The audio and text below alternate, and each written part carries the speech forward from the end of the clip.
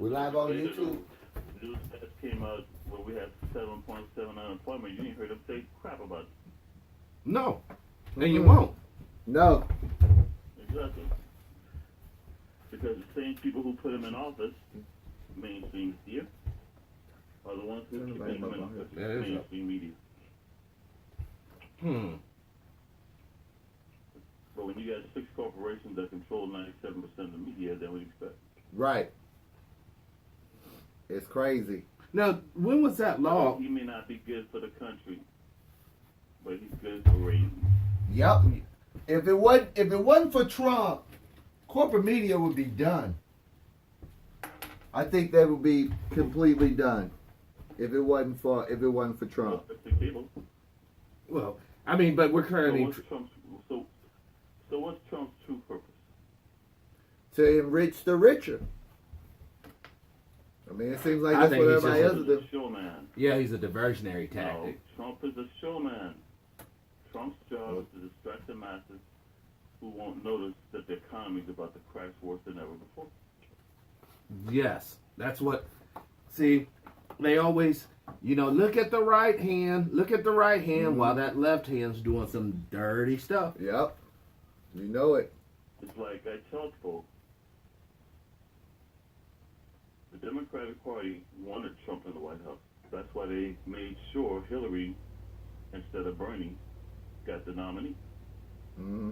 And even in spite of the fact they knew that Hillary was the worst candidate the Democratic Party could offer, popular vote, so they had to rig the damn electoral college vote. And they did rig the electoral college votes. And do you know why it was important that a Republican get in the White House? No, why? I don't know why the last president was a Republican. When's the last time we had made the stock market crash? 2008. Republican in office. It was Democrat, Obama. Mm-mm. Before that? Oh no. When the stock market started going down, that was Bush. Bush. At the end of Bush. Yeah. No. Well, it started in 2007. Yeah, under Bush. 2008. Obama didn't swear in until 2009, guys. So Yeah. who was the what? Bush. Bush It was was. Bush. Party got blamed for it. The Republican. No, do the same. Blamed for it this time. The Republican. Now go back and look what happened when the savings and loan crashed. Who was in the White House? That was that Frannie Mae shit. Well, it's probably most likely. I think every time the stock market crashed, it was a Republican in office. If you go back and look at it, because Listen, very little in U.S. politics happens by accident. It's called political science. Right. 2 major parties. yeah. Parties. Huh? Something's happening with the internet. It is really. 2 political parties in this country. There's Republican and Democrat, the main two. Yeah. They're the only two parties. It's Republican and Democrat. Well, Which one is government agency? I don't know. We're having a hard time hearing you. Democratic Party or government agency?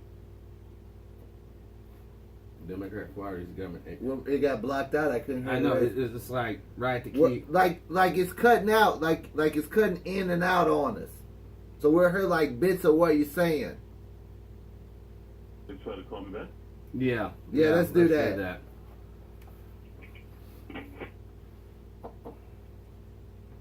Man, this is so weird.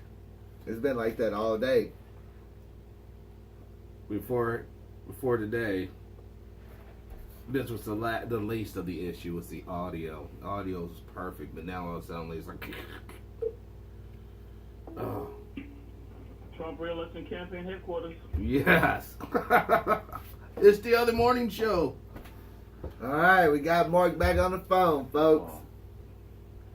Now So my question to you is the Republican Party a government agency? it should no. No, it's a private entity. Is the Democratic a government agency? No, No. it's a private entity. It's a corporation. They both are. So when they had the primary, let's say I was running against Ted Nugent, and let's say Ted Nugent got 20% of the vote, and I got 80% of the vote in the primary, Mm-hmm. and I'm on the Republican ticket. Ted's on the Republican ticket in the primary. Who gets to go to the committee and become the representative of the Republican Party in the national election against the Democrats? Wouldn't it be whoever the party chairs elect? The nominee, whoever wins the primary. But it should be him. He won the 80% and Ted only got 20. Yeah, it should be able to get the 80%. Now, what about the Democratic Party? If I was on the Democratic Party, I got 80% of the vote. Ted Nugent got 20%. Who represents the Democratic Party against the Republican ticket for president? Whoever the superdelegates choose. The fact that I got 80% and he only got 20? That's what them superdelegates was invented for, to keep grassroots candidates. Let's go back now, because we gotta do this for our listening audience. Yes. One, you both agree. Well, everybody's agreed. The Republican Party is a private entity. Right. Two, the Democratic Party is a private entity. Mm-hmm. Three, regardless of who you vote for, they can pick who the hell they want at their convention to be the representative. Yep. Then why the hell are you voting in the primary? Yes. And I don't It's a know. waste of time. Dude, Just to show you how naive and ignorant people who are in the party. That question I just asked was asked by someone representing the Republican Party during the election. Who was that asked by? Because they said, we can pick whoever we want at the damn convention. And he goes, well, then why the hell do we have a primary? He was being facetious. He was being honest. One, you don't pick the president of the United States. You never have and you never will. no. I want to sit here and talk all this crap. You had Hillary Clinton and her cousin running for president, Mm. and they wanted her cousin in the White House And they got it. because there was no candidate on the Democratic ticket who was a weaker candidate than Hillary Clinton. No, a shit sandwich could have beat her. But I was unsure about First of all, you had 28 straight years of a Bush or Clinton in the White House, and the U.S. had already demonstrated they did not want another Bush or Clinton in the White House. So why the hell are you going to pick a female? Then you got a woman who's going to come out. I'm going to be nice today, so I won't say that she looks like a troll under the bridge. But you're going to have a woman come out and tell women, if you don't vote for Hillary Clinton, then you're a traitor. That's what you tell all the feminists. Oh, gosh. What They're going to tell somebody to vote for Hillary just because she's a woman. What she say? It's a special place in hell. Yeah. Now let me just explain this to you. Hillary Clinton is no feminist. What's the one thing Hillary Clinton did or didn't do that clearly shows you she's not a feminist? She did not leave Bill Clinton's monkey ass when he got busted with Monica. To go. I hope all the listeners got that. No, because Since all we colored folks sound alike, that was not Mark who said that. That was- But it's very accurate. Yes. because at the end of the day, Hillary Clinton is who she is because of Bill. It ain't because if you look at her record, she ain't done nothing. She hasn't done anything. Well, She's not qualified to do really anything. It gets deeper than that, okay? I know you guys know I'm always railing about the John Birch Society, Yes. right? Yes. Okay? Oh, she's a birther Well, too. Well, she was a Barry Goldwater girl. Yeah, Yeah. well, that explains everything. The number one progressive talk show host in the country is Tom Hartman. Guess what he was? It's His daddy was What in was the, wasn't his daddy in the John Birch He was a Society? Barry Goldwater boy. Mm. Yeah, he comes from a conservative background. You will never hear him mention the John Birch Society once on his radio show. Never. And he was a shield for Hillary in 2016. He was. He calls himself a progressive, but when progressives came out and criticized Hillary, he's like, well, we don't want to be like everybody else and have the party now fighting each other. It was a lot of it. You know, the same kind of rhetoric like Barack Hussein Obama. Yes. When he got elected. Now, when Ronald Reagan was president, now I already told you the savings and loan crisis. When Ronald Reagan was president, even in spite of the fact that Reagan's policies of deregulation helped lead to the rapid expansion of monopolies in this country again. Yes. Do you know more than 500 bankers went to prison, were indicted, found guilty, and went to prison because of their criminal activity when Reagan was president? No. How many bankers went to prison under Obama after the 2007-2008 economic debacle in this country? No, they didn't go to prison. They went to the fucking happy house. I would say more people got bonuses than went to jail.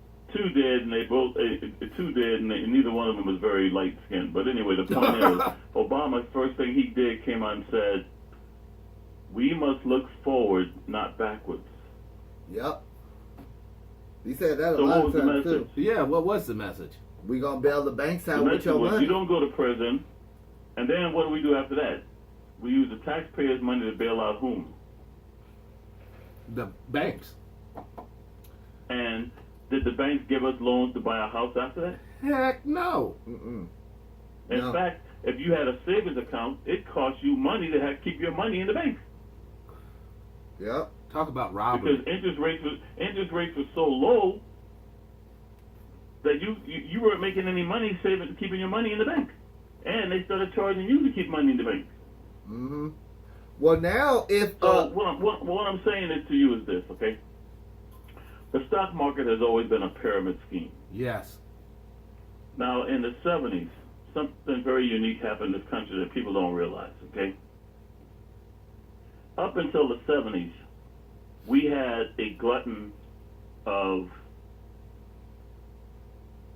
jobs. In other words, there were more jobs than there were people. But that all changed in the 70s. Anybody that know what's the major thing that happened in this country that changed that forever? Wasn't the oil crisis? No. What happened was, I'll give you a hint. You come a long way, baby. I know you guys are young, so that doesn't mean anything to you. I don't know if it's still around. I don't know if it's still around, but there used to be a cigarette called Virginia Slims. yeah, they still around. Well, that was the ad for Virginia Slims. Guess what? Guess who smokes Virginia Slims? Who? Women. Yeah. Well, they do. Them long ass, skinny ass Because cigarettes. Virginia Slims is a smaller cigarette, which means women smoke the smaller cigarette. I think it probably was So abortion. Virginia Slims was big sponsors and things like tennis. So you had Billie Jean King. Yes. You had the feminist movement. Yes. For the first time, women are saying, "I ain't staying home." Now, mind you, this ain't the first time we had women in the workplace, because of course with black women work in the fields all their lives. But basically, what you had was for the first time, women saying, and the real Rosie the Riveter, by the way, died 2 weeks ago, and it got hardly any press. But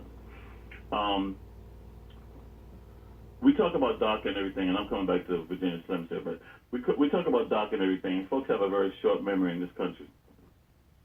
During World War II, there were so few men left in this country to work. Not only was there nobody at the border, the United States government begged Mexicans to come here illegally to work. Mm-hmm. And when that wasn't enough work, then women were allowed to go out and do all the jobs men were doing in the factories and stuff. Now, historically, this is very significant because what happened was you have many of those people who were here illegally since World War II that have stayed in this country, and do you know right now they could get deported? Mm-hmm. That's a shame. That's a shame. But when it comes to the women, it's all connected, man. When it comes to the women, for the first time, a lot of these women did not go back home to the kitchen when the men came back from Europe. Right. They went Now, to there the was no jobs. work revolution the way there was in the 70s, but what I'm saying is a lot of women, for the first time, they had a good, decent paying job working in the factory. They kept those jobs. Now, additionally, of course, we had the WPA program, the workers program, and Franklin Delano Roosevelt, of course, created the GI Bill. Mm-hmm. So for the first time, with the savings alone, the average American could buy a home. Up until that time, only rich people had homes. Everyone else lived where? So with the GI Slums. Bill, for the first time, the average American was allowed to go to college, and the average American was actually buying homes. Most people, they built their houses. Gotcha. Okay? See, so a lot of folks in this country have a short memory. So you see a lot of the grandparents today, those grandparents, they got that house because they got a GI Bill. A great movie with Denzel Washington doesn't get much attention, but I liked it. But I have personal reasons for it, too. Because some of the movies filmed at the Ambassador Hotel. Now, that wouldn't mean anything to you, but Ambassador Hotel was this huge hotel in L.A., and that's where Robert Kennedy was assassinated in 1968. Oh. Well, the Ambassador Hotel, the movie Devil in the Blue Dress, a lot of it's filmed there. And Denzel Washington is this black guy who comes home from the war, and he's got his GI loan, and he buys a home. The average black, the average white person in this country, they didn't go to college. No. They didn't go into. There was no middle class until after World War II. Is what I'm trying to tell you. And that's what this country's headed back to now. They're going back to eliminating the middle class. Now, I mentioned this whole thing about the Mexicans coming across the border. At the same time, so many white males came back home from the war, and Rosie the Riveter didn't give up her job. Guess what was created in this country for the first time? Was it unemployment benefits?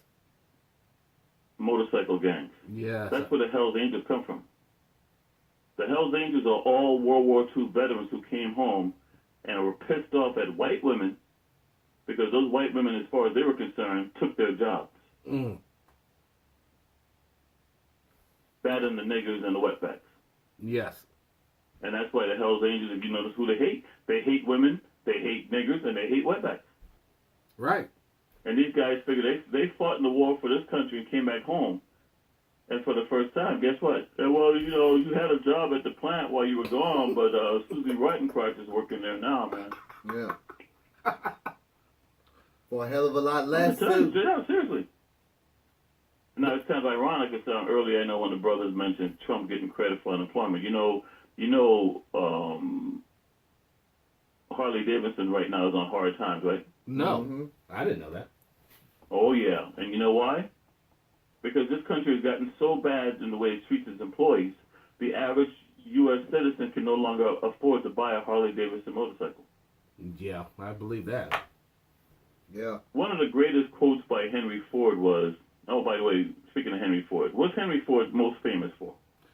The The Model assembly T. line. Yeah. Yeah. Automation. Except for one thing. He stole that from George Washington Carver and Booker T. Washington. I wouldn't be There was no surprised. assembly line until Henry Ford went down to Tuskegee Institute, and that's where he learned about the assembly line and took that back to Michigan.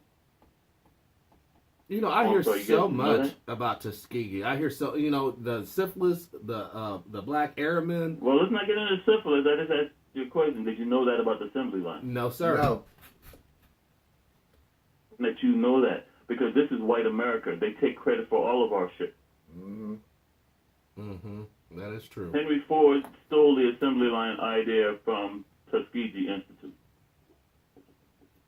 In fact, George Washington Carver, I think no less than 80 products he had come up with made from peanut oil, and this is back before.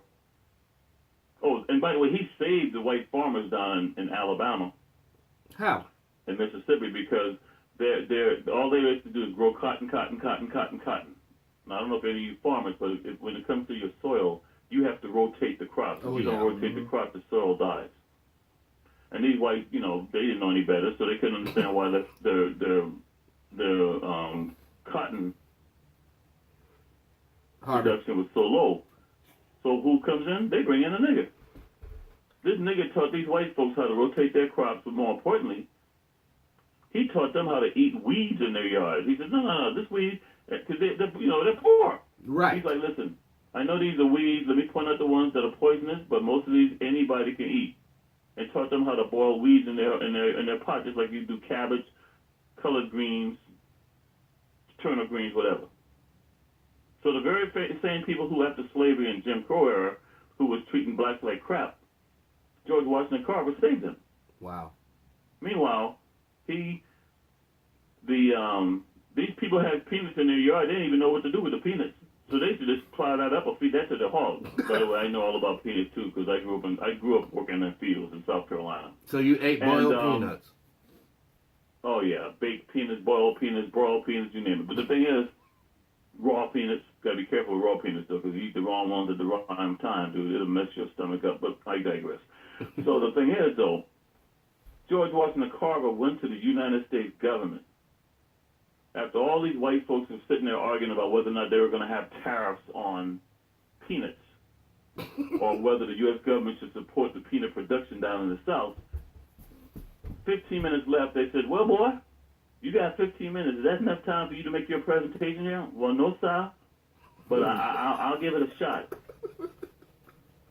This brother pulls out a suitcase he brought with him. I am not shitting you. In that suitcase, he had more than 80 different products he had made from peanuts. Mm. George Washington Carver not only saved the United States peanut production, saved the damn racist Jim Crow South, but also saved a lot of the U.S. economy that was going down because so much of the United States economy was based on agriculture. Right. And he, along with guys like Booker T. Washington and others, were responsible for the assembly line. And it's sad because I'm talking to brothers right now, and they don't know this. Right. Now, you guys are a little old. You're old enough to know this. Have you ever heard the name Lena Horne? Yep. Mm-hmm. All right. I just came from the post office before the show. I should ask you this, too. Why is the post office still around if these Tea Party folks want to privatize everything? Because it's and already they know privatized. that the post office stands in the way of DHL and Federal Express and, the brown but why shirts. is the post office still around? Well, I thought because it was already privatized. Post office is not privatized. No, that's you look still- at any post office vehicle, what kind of license plate does it It's have? Oh, got that government government, stuff yeah. on it. Yeah, it's still got government stuff. Yeah, on why it. is it then? The U.S. Post Office is the largest, their employees are the largest union, Oh. one of the last remaining unions, by the way, in the United States. Gotcha. Mm-hmm. Gotcha. So, I'm going to ask you, why is the U.S. Post Office still around? The union. No. Unions have lost everything since Ronald Reagan came in. Ronald Reagan came in, air traffic controllers went on strike. Pisses me off, too, by the way. I actually have photographs of, I had photographs of air traffic controllers on strike in 1991 in Washington, D.C., and do you know I cannot find any of those photographs? That's the most bizarre thing. The only other time I lost photographs like that is when I took photographs of Ralph Abernathy and others in the civil rights marches back in the 60s. And see, back in those days, you used to take your film to a drugstore, like Rexall Drugstore. All those photographs of Ralph Abernathy and those guys in the Charleston Police Department turning the dogs on the marches, all those photographs mysteriously disappeared. But anyway, my point is, when Ronald Reagan told the air traffic controllers to go back to work and they said no, he said, if you don't go back to work by tomorrow, I'll replace all of y'all dumbasses with military air traffic controllers. And guess what he did? He replaced them. And I'm going to tell you something. To this day, we have no idea how many airline crashes happen in this country because of what Reagan did. Because, first of all, when you're a military aircraft traffic controller, you have restricted airspace. So you don't deal with the amount of airplanes coming in and out of your airspace because it's a military territory. Right. Secondly, military places, they follow strict rules and regulations that civilian airlines don't. The workload that a military air traffic controller had was minuscule compared to what you do in an average LAX or Kennedy Airport or O'Hara. So Reagan, I'm just telling you, because the Reagan administration, two things happened at that. Americans died in airplane crashes back during that time period, but also he sent them out. If government unions no longer have protection, then fuck it. Screw everybody too who's a union worker. Unions in this country started losing their power. So going back to what I said earlier about Jimmy and Slims, unions had power in this country up until the 70s. Always more jobs than there were employees. Okay, you don't give me what I want, I'll leave this job and go over here. They're telling women, tell you, just remember this adage. If you don't remember, listen to anything else I tell you today.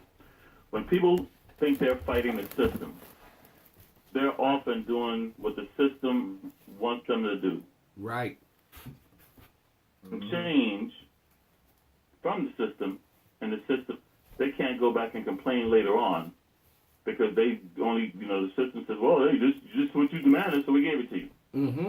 So you got all these women out there now burning their bras, going topless, going braless, smoking Virginia Slim cigarettes,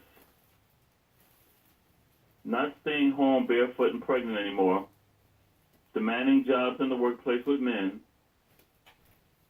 equal rights. And who led that movement? The feminists.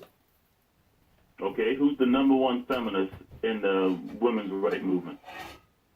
Oh, what's this? Not full of shit. Had a magazine. And you ever heard the name Gloria Steinem? Yep. Yep, I You know she's she is. CIA. No, I did not know that.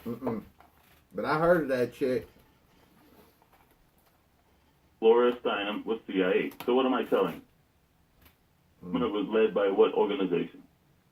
The CIA. CIA, Central Intelligence Agency. Term in front of CIA. God, do you? Sorry, I was mentioned by old school spooks. Well, You use the term. They never say the in front of CIA. oh. But didn't that also help as far as Anyway. the breakup of the family in the 80s, all the abortions, or not abortions, but divorces? It was in the 80s. It started in the 70s. Okay. Now, what was interesting up until that time, you want to talk about the breakup of the family. You got folks like this Uncle Tom House Negro Larry Elder, who loves to repeat this right-wing crap. Well, the number one reason, and by the way, Barack Hussein Obama did it too. The number one reason for the problems in the black community because the black father's not at home. Right. You hear that all the time, right? Hitler had a father. Look how he turned out. Because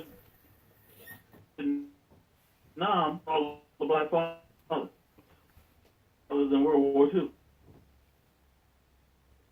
He's just Over there in some other country for people who don't look like us, okay? right. Woman keeping the family together.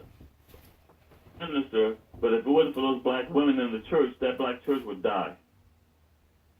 Now, I'm not saying a man in the house is not important. But what I'm saying is from day one that we were brought here, remember, we were brought here. We didn't ask to come to the United States. Right. The black man had no power in his own house. Before he started, is there anybody there who does not know what the term jump the broom means? That's where the slaves got married. That was a part of the marriage. Exactly, but I'm saying that for you to answer me because your listeners may not know what Yeah. we know. Yeah, So yeah. remind yourself of that. So before you could even jump the broom with your slave wife, who slept with her? Oh, master. Who gave you permission to even get married? Master. So when people talk this crap about, oh, the black man's got to be in the home, that's a bunch of crap because they kill off the black man. Yes. All right. So what I'm saying is, it's been black women all along. You look at all the shows like The Matrix.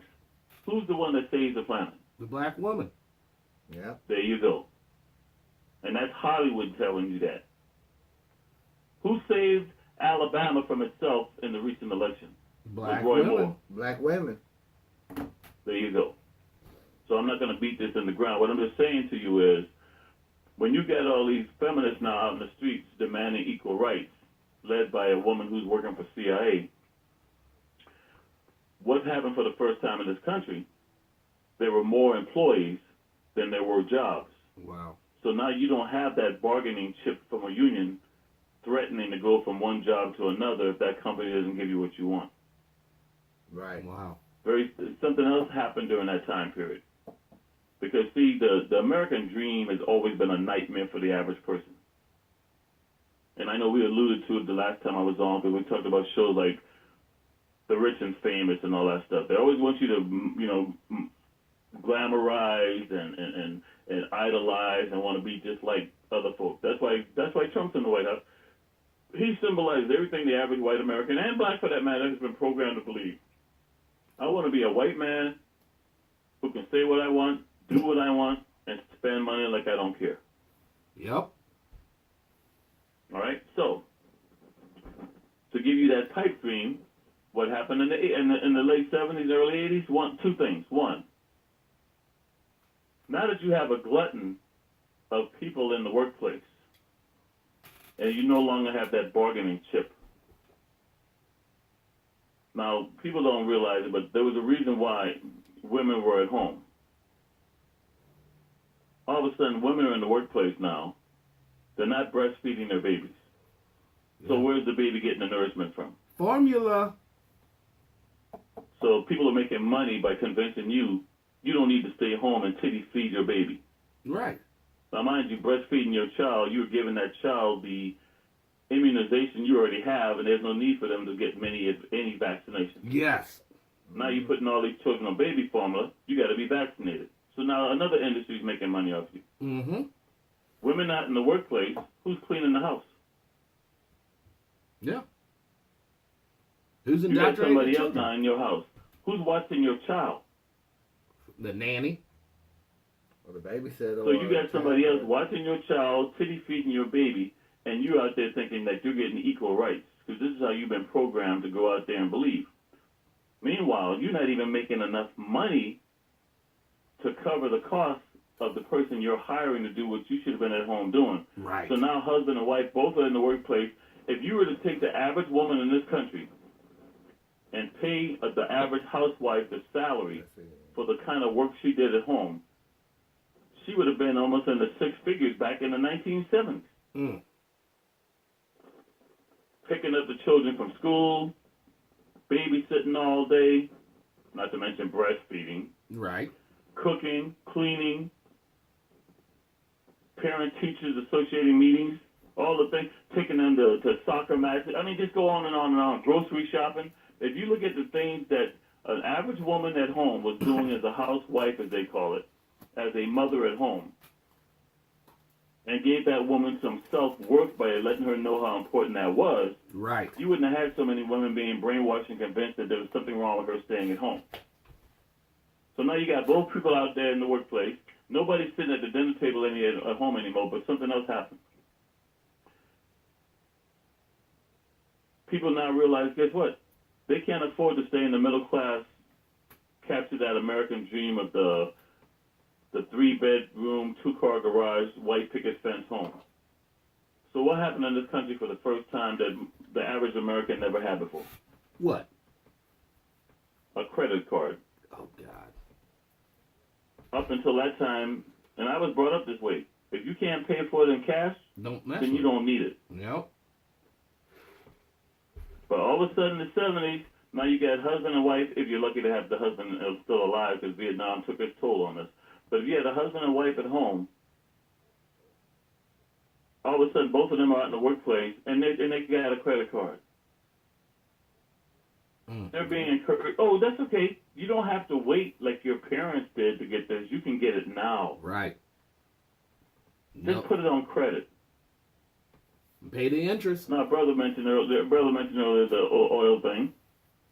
Now, that was OPEC. And I think I've asked this question before, but I'll ask it again because we have new listeners. How long has the United States been a member of OPEC? Never been one. Never been a member. There you go. And yet here you got OPEC telling us, I can only buy gas on odd days because the last number on my license plate is an odd number.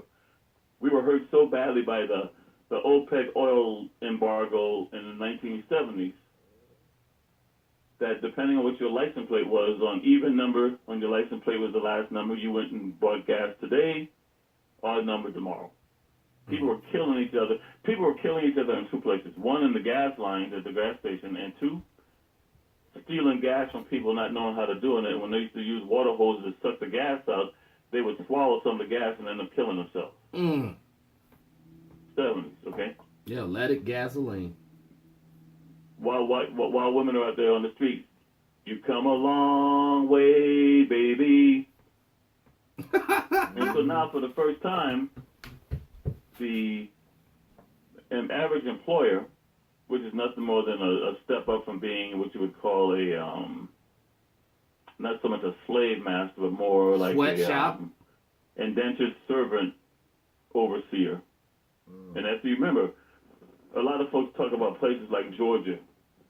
And we talked earlier about how Australia was a slave nation, okay? They opened up the prisons in England and around Europe. Hey, go out there and kill them niggers over there. In fact, I talk about tennis. Who's the most famous black tennis player ever? Oh, that one guy. Either Arthur Ashe. Let me make this even better. Who's the most famous black female tennis player? Oh, Serena. Yeah. Serena. I'm sorry? Serena Williams. Hell no. See, that's what I'm talking about. You need to guys go back and look at her name, Althea Davis. Never heard of her. No, me neither. Well, here's one for you. Have you ever heard of Yvonne Goolagong? No.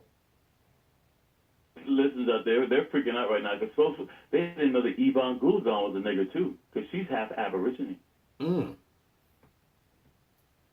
What did she do? So there's a name for you. Ass in tennis, Yvonne, E-V as in Victor, O-N-N-E, Goolagong. And see, this is what I'm talking about, brother. So going back to what I said earlier, I went to the post office today, and I'm talking to a black female in her 20s, and she didn't even know who the hell Lena Horne was. And the only reason we even came up with that conversation is because I said, hey, it's Color History Month. What colored folk stamp you got in here? And I said that out loud so all the white folks in line can feel uncomfortable because I don't give a shit. And she goes, well, we got Lena, and then she goes, Lena Monroe. I'm like, who? And then she looked at a sheet of stamps. She goes, oh, Lena Horne. Oh, Lena Horne? I go, do you know who Lena Horne is? No. I go, sister, you probably wouldn't have that job at the post office right now if it wasn't for Lena Horne. I go, Lena Horne was the most beautiful woman in Hollywood. Red Fox always talked about her on Sanford and Son. That was his fantasy woman right there, Lena Horne, Lena Horne, Lena Horne. All right? And I go, Lena Horne lost her status in Hollywood because she would not put up with white America. I go, she was a mulatto. Stupid me. I go, you do know what a mulatto is, right? Now, mind you, I'm talking to a black female in her 20s. She didn't have a clue what the hell I was talking about when I said mulatto. No way. Getting pissed off because I'm just standing there talking because I don't give a shit. I go, well, let me clue you in. If you think this country's not a racist country, just remember this. People on the planet in this country that have a name for every drop of blood they are. If you half white and half black, you're a mulatto. Right. If you're a quarter, you're a quadroon. If you're an eighth, you're an octoroon. And you just go on down the line. That's sick. I go, well, Lena Horne, I always talk about because I'm from South Carolina. And I've urinated on Andrew Jackson's grave and John C. Calhoun's grave. I didn't tell her this, but I'll tell you all this because I don't give a shit. I go, I've even slept with white girls on the coffin, on the tombstones. Well, on the tombstone, but I digress. I've even slept with white girls on the tombstones of John C. Calhoun in Charleston, South Carolina. I think he's cute by standing there at the White House with Andrew Jackson in the background while he's posing with the Native Americans who were the wind walkers. Now, do you know what the wind talkers and wind walkers were? No. The Marine Corps was successful as they were in the Japanese island campaigns because the Japanese could not break the Navajo Indians' communication. So instead of using Americans who were white Because God knows we had colored folks there, but they don't ever show colored folks in the movie. But they were black Marines, called the Montford Point Marines. They brought in Native Americans. Now, there's a movie with Nicolas Cage that I really do not recommend because it was an embarrassment. The movie Wind Talkers, where Native Americans were brought in, they were the radio operators, and they were able to talk on radio without having any kind of security equipment, encryption device, that the Japanese could not understand their language. Right. So had it not been for the Navajo Indians during World War II, the U.S. Marine Corps and Navy would not have been as successful in the Japanese island campaigns as they were. So how does Donald Trump just to show how racist he is and how this country's racist? To honor them, he stands in front of the deaths of thousands of Native Americans, including the Trail of Tears to Oklahoma, and he starts talking about Pocahontas, Elizabeth Warren. First of all, Pocahontas is not her name. That's the name given to her by whites. And you know Pocahontas is the favorite squaw of all Native Americans by the whites in this country, right? Right, but that word squaw has some negative connotations. Because that word squaw is not in any Native American language. That word squaw came from white folks that in other circles stands for the C word. So I don't use the word squaw. And yet in this racist country we have today, you got ski resorts in areas called Squaw Valley. As I'm speaking to you right now. That's wow. And we can't say these it people goes don't back to understand. Redskins. Now, you know, because we're all over the place, so I don't care. 'Cause I don't give a shit. So, do you know why folks are upset about the term used by the Washington Redskins? Any idea? No, not right offhand. Tell history, not his story. There were no white millionaires in this country until something like 30, 40 years after the so-called independence. First of all, wealthy whites did not come to this country. When you're wealthy and you're stable, you're not going to risk what you have to go jump all over the planet. Right. You like what you got, you stay, keep your white ass at home. The people who were out there traveling were pirates, and many of those so-called pirates were not pirates, by the way. They were working for Lloyd's of London. Ever heard of Lloyd's of London? I've heard of them. Mm-hmm. You guys got some research to do. So a lot of these so-called pirates were actually working for various queens and kings, but if they got caught, you don't get caught flying the flag of that country. You're a private mercantile. You're a pirate. Privateer. But they were actually out there looking for resources to bring back to their respective kings and queens. Lloyd's of London has caused more murder on this planet. By the way, I should just tell you this. The U.S. flag is nothing more. When I say Lloyd's of London, I'm actually talking about the British East India Trade Company. Mm-hmm. Because when you look at British East India Trade Company, the U.S. flag is nothing more than Betsy Ross putting 13 stars on the British East Indian Trade Company flag. You look at Hawaii and you'll see that there's nothing but the British East Indian Trade Company flag on the state of Hawaii. I laugh because, you know, Hawaiians like to talk their smack. First of all, they don't even realize they're niggers. When the United States took over that island, they stole it from a queen. The only queen that those islands ever had. That queen was black because the original settlers, permanent settlers in Hawaii, were black Polynesians. But see, Hawaiians don't even know that. Of course, they know that when they go to other countries to surf and stuff. Oh, yeah. They'll get that Negro wake-up call. Right. So, anyway, when you look at George Washington was not wealthy. He might have been well off by standards back then, but the average person who came to this country were the ones who fled religious persecution, were fleeing criminal persecution. Right. And when you went to places like Georgia, unlike Australia, that really was a penal colony, it's not really true and accurate to describe in Georgia with the so-called penal colony because, yeah, they were penal colony, but see, you have to understand, back in those days, oh, by the way, they're bringing this back now, especially in states like where you live. Write a check that bounces, your ass can go to jail now in a lot of states, a lot of Tea Party states. Wow. Well, Debtor prisons. So most of the so-called criminals. By the way, that's how it was in the Marine Corps up until we started having credit cards. You wrote a bad check on a Marine Corps base the first time, you got a warning. You wrote a check on a Marine Corps base the second time that bounced, and you could not use a check on base, and you end up getting busted in rank. Oh shit. Okay. They're not playing So, around with because the most of these checks. laws don't have anything to do with crime. It has to do with you fucking with the bankers, and you do not fuck with the bankers. Right.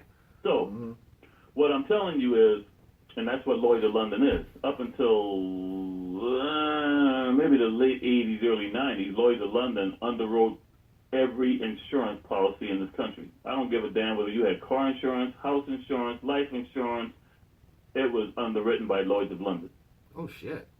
So the U.S. may have won the so-called Revolutionary War, but the British banks were here to bail them out afterwards. So who was really running the country? The British banks. There you go. Nothing's changed. So what ends up happening is when you have George Washington came here, he goes out to Native American lands, becomes a relatively successful real estate agent because he was selling land to white people coming here, not telling them that Native Americans already are on that land. These white folks would get killed by the Native Americans, so he get to sell the same land over and over again. That's how he made his fortune. That's Now, dirty as hell. Now, while you're laughing, I'm going to tell you how the Redskins came in. So as more and more white folks started getting hip to this, they had to figure out what they're going to do about this. So you started hiring bushwhackers, as they call them, white boys to go all over Native American land to go out and clear the land before these white folks came in to build their homes. Well, corruption's everywhere at the lowest levels, and it's hard for you to bring in an entire dead body to get paid. So the compromise was, I tell you what, you bring me in their ears, and we'll pay you for every 2 ears you bring in. So they would kill Native Americans, cut their ears off, but white boys, they corrupt and shit. They're like, fuck it, man. These motherfuckers don't know whether this is an Indian, because that's what they call them, Indian, or a white boy. So they would kill white folks, cut their ears off, and bring them in and get paid too. Oh, stop. Well, bankers don't like to get ripped off, so bankers got hip to this. No. From now on, you bring us the scalp, because you might be able to fool us with the ears, but you can't fool us with their scalp. Shit. The term Redskin comes from the blood dripping on down their faces, all over their skin, drenching their body with blood from scalping Native Americans. That's where the term Redskin comes from. So when you have a capital city for the United States government that refuses to make its football team get rid of that term Redskin, that tells you exactly how they feel about the Native Americans in this country. Right. Right. And you better not get twisted. So when people say it's not a big deal, what's the big deal? It's a big deal. It is a huge deal. Once you explain it like that. Yeah. We're talking about the butchering of another human being. But it's just a joke. Not only that, specifically, that's how the term even came about. Yeah, that's And crazy. yet, I'm going to ask you, gentlemen, have any of you heard that story before? No. No. That's why we There got you you on go. the show. Yeah, that's the first time. But it's sad because, once again, for the listeners who may not have heard me before, I don't want you to believe anything I tell you. You go out and do your own damn research, and I challenge you to come back and tell the show I lied to you. So I know I've gone on for a while, so I want to ask you, did you have anybody who had some questions that may have called in, or the brothers there have any questions? Actually, we do. A lot of people responded. You are a very popular person. So I'm gonna start off with this is from. So before you start off, let me just start off. I'm sitting here right now, thanks to your show last time, because I don't want to leave the show today with somebody knocking on the damn door. So I just remember that's how I left the show last time. Yeah. On my door. It could And I have don't been believe in pizza. coincidence. Okay? But, I'm sorry. Like I said, I don't give a shit. So go ahead and ask your question. All right, this question is from Arius Queen. Do you think this Q person is the real deal? And have we ever been out of space? That's from Arius Queen. That was a Q person. What's a Q person? The Q9, the new deep throat leaker. So, obviously, I don't even know what you're talking about. So, one of the things I will never do is try to impress you or your listening audience by trying to answer questions that I have no information on. I'm sorry, but I'm not familiar with it. Gotcha. Okay, here's another one. This one is from, guy sent this one in named Reasonable Dude. What is... He's a rarity in this country, so go ahead. It says, he wrote, what is the corporate fascist John Birch Society ultimate plan for black Americans in the future? And what will America be like? I'm not even done. I'm not done. I can tell already. Whoever. I'm sorry. Are you finished with the question? No, I'm still. It's still a little bit more. And it said. Okay, I'm sorry. Okay. The John Birch Society ultimate plan for black Americans in future, and what will America be like for black Americans after the coming Civil War? That's so. Whoever reasonable dude is asking a rhetorical question, but you don't ask a question like that unless he already knows the answer, but he just wants me to put it out there so for the rest of the world to hear it. The John Birch Society, it's interesting because if you notice right now, a lot of folks are using the term McCarthyism in describing how people want to go after Trump. It's like McCarthyism. Well, let me tell you how stupid that is. That's doublespeak. Trump and Pence are John Birch Society members. McCarthyism comes from the guy who was the head of the John Birch Society back in the 50s. And guess what his last name was? Probably Coke. McCarthy. McCarthy. Yeah, he was a member. No, he was the leader. the leader. There's a big difference from just being a member and being the leader. I'm telling you. So when you hear the term McCarthyism, that tells you how dumbed down this country is, because they don't even realize the very people using the term accusing other people of attacking them with McCarthyism are the ones who are the reason why that term even exists. McCarthyism comes from the John Birch Society. Anybody who disagrees with them, they call you a traitor right now, a Muslim sympathizer, or like they tried to, well, they already called the Democratic Party treason last week when they didn't stand up for Trump at the State of the Union. But they call you a treacherous traitor if you support DACA. In other words, anybody who doesn't agree with them is a traitor. Right. Well, back in the 50s, anybody who didn't agree with them was a communist. Now, who was president? We talked about the savings alone. Who was president in the 1980s? From 1980 to 1988, who was president? Ronald Reagan. John Birch Society. In fact, John Birch Society, Ronald Reagan, wrote many of the speeches for Barry Goldwater in 1964. John Birch Society. It seems like it always leads back to the John Birch Society. I'm telling you. And you don't hear anybody in this country even mention their damn name except for me. And now people are saying, well, he sees JBS behind every stone. Because they are behind every stone. Even your boy Robert F. Kennedy. People sit here and talk about Robert F. Kennedy. Robert F. Kennedy, he tried to get his father to bribe the John Birch Society so he could be the #1 attorney for the John Birch Society. And even his dad couldn't pull that off. Robert F. Kennedy's son, Robert F. Kennedy Jr., his godfather was McCarthy, the head of the John Birch Society. And I challenge somebody to come on this show and say, that nigga was lying to you. Because I ain't going to lie to you. And yet you got black folks in their homes to this day, especially in the South, they got the KKK on their wall. John F. Kennedy, Martin Luther King, and Robert F. Kennedy. Damn. Who these folks really are. That's Wow. literally KKK. It was Robert F. Kennedy who ordered the FBI to monitor and spy on King. He was the Attorney General of the United States. Right. And they put And it. all this crap about Martin Luther King Jr. being a communist. Guess who paid for those billboard signs?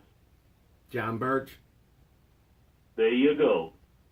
And guess who called Barack Hussein Obama a Muslim? John Burks.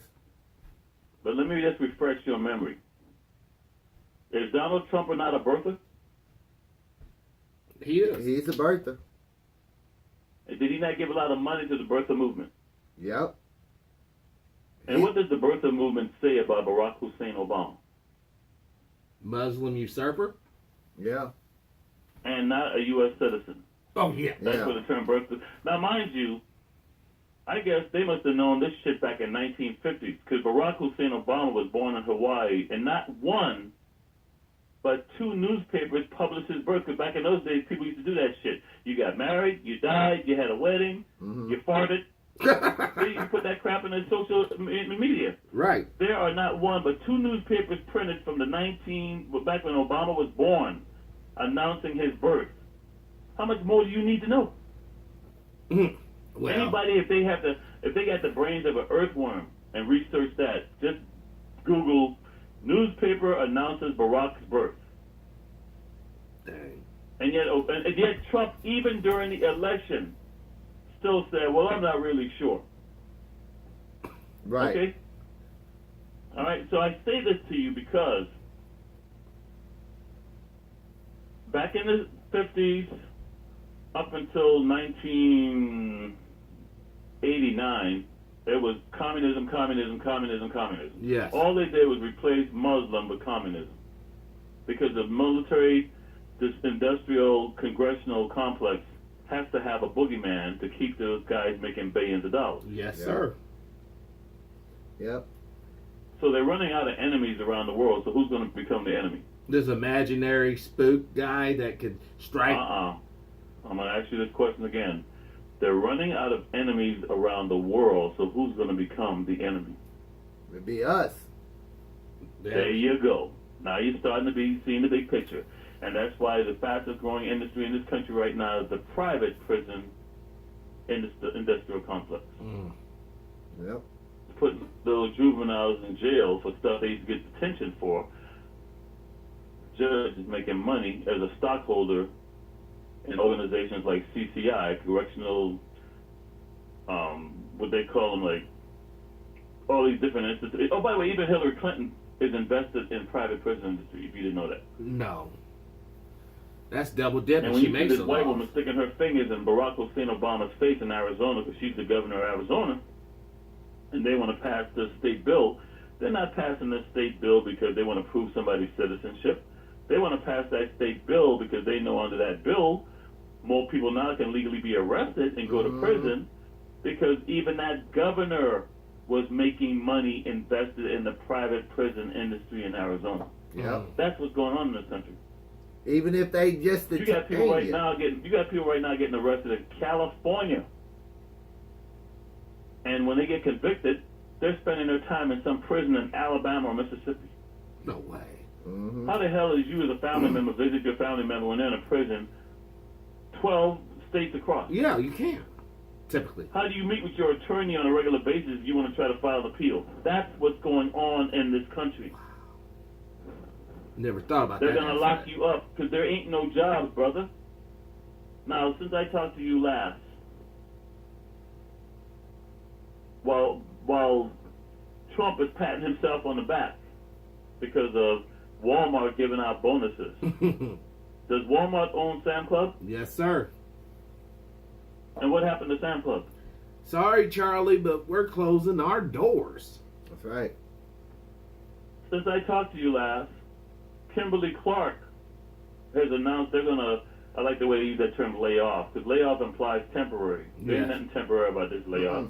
5,000 employees. Do you know who Kimberly Clark is? Yeah, they make the toilet paper and the dispensers in the bathrooms and stuff. Also make diapers. In fact, they're saying because less babies are being born in the U.S. today, their sales are down. Anyway, Kimberly Clark, I loved it though, because the CEO, when he talked to the investors, he actually came out and said they're going to start changing their factories. Oh, there you we know, go. infrastructure. Got to retool.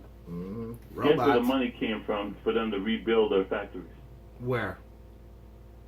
Probably From the Republican tax cut that Donald Trump signed. No way. So while you're being told the same crap about Ronald Reagan's trickle-down economics, which of course George Herbert Walker Bush called voodoo economics, like I told you on the last show, Yep. Bush is not a conservative, never was, never will be, and the Reagans and Bushes don't really get along. But you know, I was close to Daddy Bush, so all full disclosures, I was closer to Daddy Bush than any other president in the White House. So I'm just gonna, but I still ain't gonna lie for him. Right. He was in Dallas on 22 November 1963. In fact, he's the one that gave Hoover the name Lee Harvey Oswald. But I digress. Wow. So my point to you is this. When you look at this tax bill, once again using the same crap that Reagan said, if you let the wealthy get a tax break, more people will get hired? Wrong. What's the number one reason for you as an employer to hire somebody? Demand for products goes up. There you go. What these folks are taking that money and doing, they're going to reinvest. By the way, just this week, do you know one of the biggest employers in China? One that pays their workers so little, one that treats their workers so badly, they had to build walls to stop their employees from committing suicide. This company just announced they're going to lay off 80% of their workers to be replaced by AI. Apple? Now, it's been estimated that in the next 5 years, 80 million United States citizens will have been replaced by robotics or artificial intelligence. If China, where these rich corporate fascists are sending their jobs to so they don't have to pay us a salary, if China is replacing their employees with robotics and AI, do you really believe when Trump says jobs are coming back here? You know what those jobs mean? The company's going to come back here. They're going to temporarily employ people to build the factory. Mm-hmm. And once that factory is built, it's going to be made of robotics and artificial intelligence. Mm-hmm. Automation will be coming. It is coming. It's here. It's here. You know, go to your local Why Walmart. McDonald's uses crappy term, oh, well, if you're going to raise minimum wage, then we'll just replace you with robots. Those robots have been waiting because Japan's been using them in McDonald's over there for 5 years. Yep. So they're just Now, looking I'm for from South excuse. Carolina. Now, you guys are back there in the Midwest. Have you ever heard of Hardee's? Yes. Yep. If you go further west, they call it Carl's I don't see Jr. Hardee's on commercials out here when there's a football game and there's some team on the Southeast playing. But see, in South Carolina, we had Hardee's. On you now. Is it Carl Out Jr.? here, you have Carl's Jr. Yep. Well, the guy who helped steal the corporation from the original owner, and I can't get into it, but I'll just say I'm very familiar with the Karcher family. I'll just leave it at that. Okay. In fact, I just say this yesterday. No, today. Yesterday. Yesterday was the birthday of Anastasia Ashley. I know you guys never heard her name. Anastasia Ashley became famous because she's one of these white female surfers who does a twerking video. Video went viral. I mean, millions upon millions. Well, guess who she's standing next to while she's doing that twerking? No. Yours truly. There you go. Can you get her on the So show? that's the I'm sorry? Can you get her on the show? Yeah, can you get her on the show? Oh, Anastasia, I'm not going to speak for Anastasia. She had no problem. What I'll just say is this. Carl's Jr. used to use Paris Hilton in their commercials. I remember that burger commercial. Well, Anastasia replaced Paris Hilton in the Carl's Jr. commercials. So anyway, out here we have Carl's Jr. Well, the guys who stole the corporation from Carl Karcher. Because remember, I'm here in Orange County, so trust me, I'm not being facetious when I say I'm very familiar with the Karcher family. The guy who represented, that's who Trump wanted to appoint until they came up with all this stuff about how he said they were going to get rid of all the damn humans and just replace them with robots. See, he was planning on doing that long before. Mm-hmm. See what I'm saying? Yeah. Not to mention the fact he was, while they're talking illegal immigrants, he had illegal immigrants working for him and stuff like that. And there's some other stuff about him that I'm not even going to go into, but I'm just saying the guy is dirty. So Trump had to pick somebody else. I got Now, a this week, if you're not aware of it, how many Negroes are in Trump's cabinet? Oh shit! Hold on. 0. Plus one. what? Is this a janitor? Oh, Uncle Ben Carson. Oh, yeah, I I forget forgot about Ben Gosh, Carson. yes, I forget about Good him. grief. Oh god. Of course you forgot about him, because that's his job, is keep his nigger ass hiding out of sight. However, you do realize he's under investigation right now, right? For what? Because just like Trump and everybody else, see, the problem we as colored folks, we start thinking we're white. And you can't act and do the things white folks do. No. You better Now not. he's under investigation for using his position Sex. so that his son could get federal contracts. Oh shit. What, to tear down Didn't know public that, did housing? you? No, that's like inside I'm sorry, you training. didn't know that, did you? No, sir. Did not know it. Because you're being distracted with the tweets that you're not hearing things like what I just told you. Let me tell you something else you haven't heard. You're familiar with the NRA, Yep. National Rifle Association. Now, the first time since you guys didn't even bother introducing me to your guest today, I'm both a FBI certified and NRA certified range master, okay? I was a member of the NRA. I quit the NRA back in 1990, I think it was 94. Daddy Bush quit the same year I did. In fact, we both quit about the same time. Now, I didn't talk to him about this, but it turns out we both quit for the same reasons. Up until the early 90s, the NRA used to be a gun, firearms safety organization, teaching people how to properly use a weapon not to get hurt. Right. By the early 1990s, with all the deregulation going on, and with Newt Gingrich, who became The speaker. a congressman out of Georgia, thanks to the head of the John Birch Society mysteriously disappearing and supposedly dying in Korean airline 007 shot down by the Russians.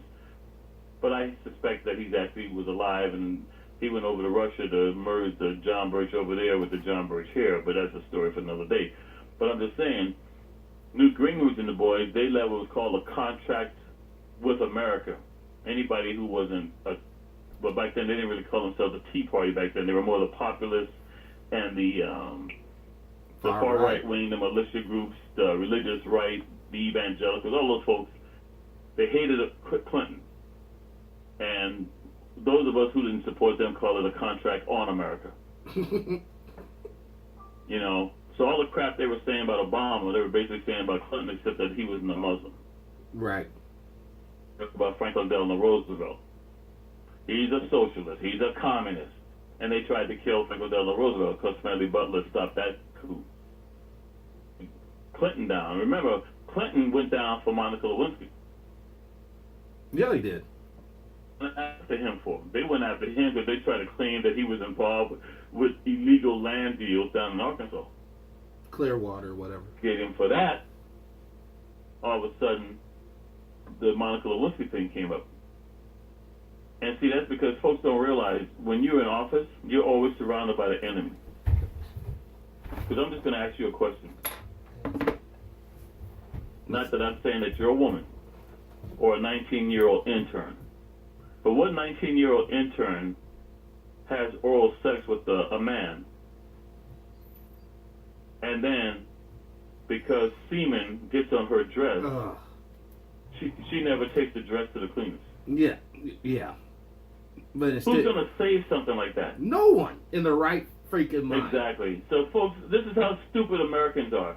You really think it's by accident that this dress was still around so they can analyze it later on and positively prove that it was built? Come on, folks. Wake up. I mean, come on, dude. Okay? And wake up and find out who the hell is the woman who even brought this information to the public. Linda Tripp. Somebody who was also involved loosely with the Watergate scandal. She was That's politics. Wow. Not Monica, the woman who brought that information forward. Wasn't it Linda Tripp? Linda Tripp. Yeah. There you go. Go back and find out who the hell she is. Wow. And then you'll start realizing Clinton didn't even see it coming. No pun intended. I wish they would have came out with the It just came Monica out for the Monica. It was just like the movie that came out, The Post. Okay? The Post ends with about a 3-minute scene with a black security guard. Well, that black security guard was from South Carolina. If it wasn't for that black security guard, we wouldn't even know about Watergate.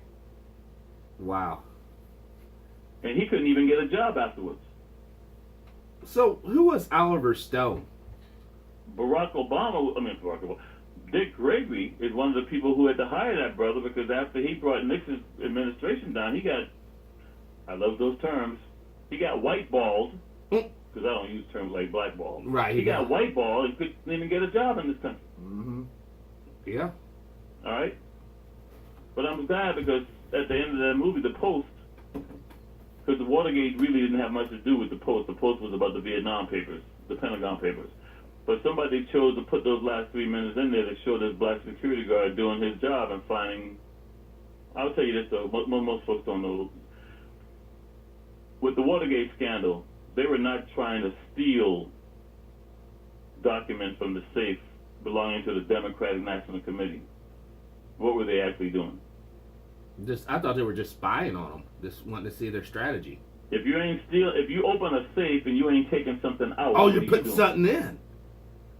There you go. So what I'm telling you, unlike what remember, I share history, not his story. So if Nixon was the president, and somebody now is putting information in the safe that makes Nixon look bad, what does that tell you? Nixon was surrounded by enemies. Right. Clinton was surrounded by enemies. Right. They're always surrounded by enemies. And now Trump is paranoid as hell because he knows he's surrounded by enemies because they never wanted Trump in the first place. Mm-hmm. Just like when Mitt Romney ran against Obama in 2008. They didn't vote for Romney. They voted for that racist wench Sarah Palin. Mm-hmm. In 2012, they didn't vote for,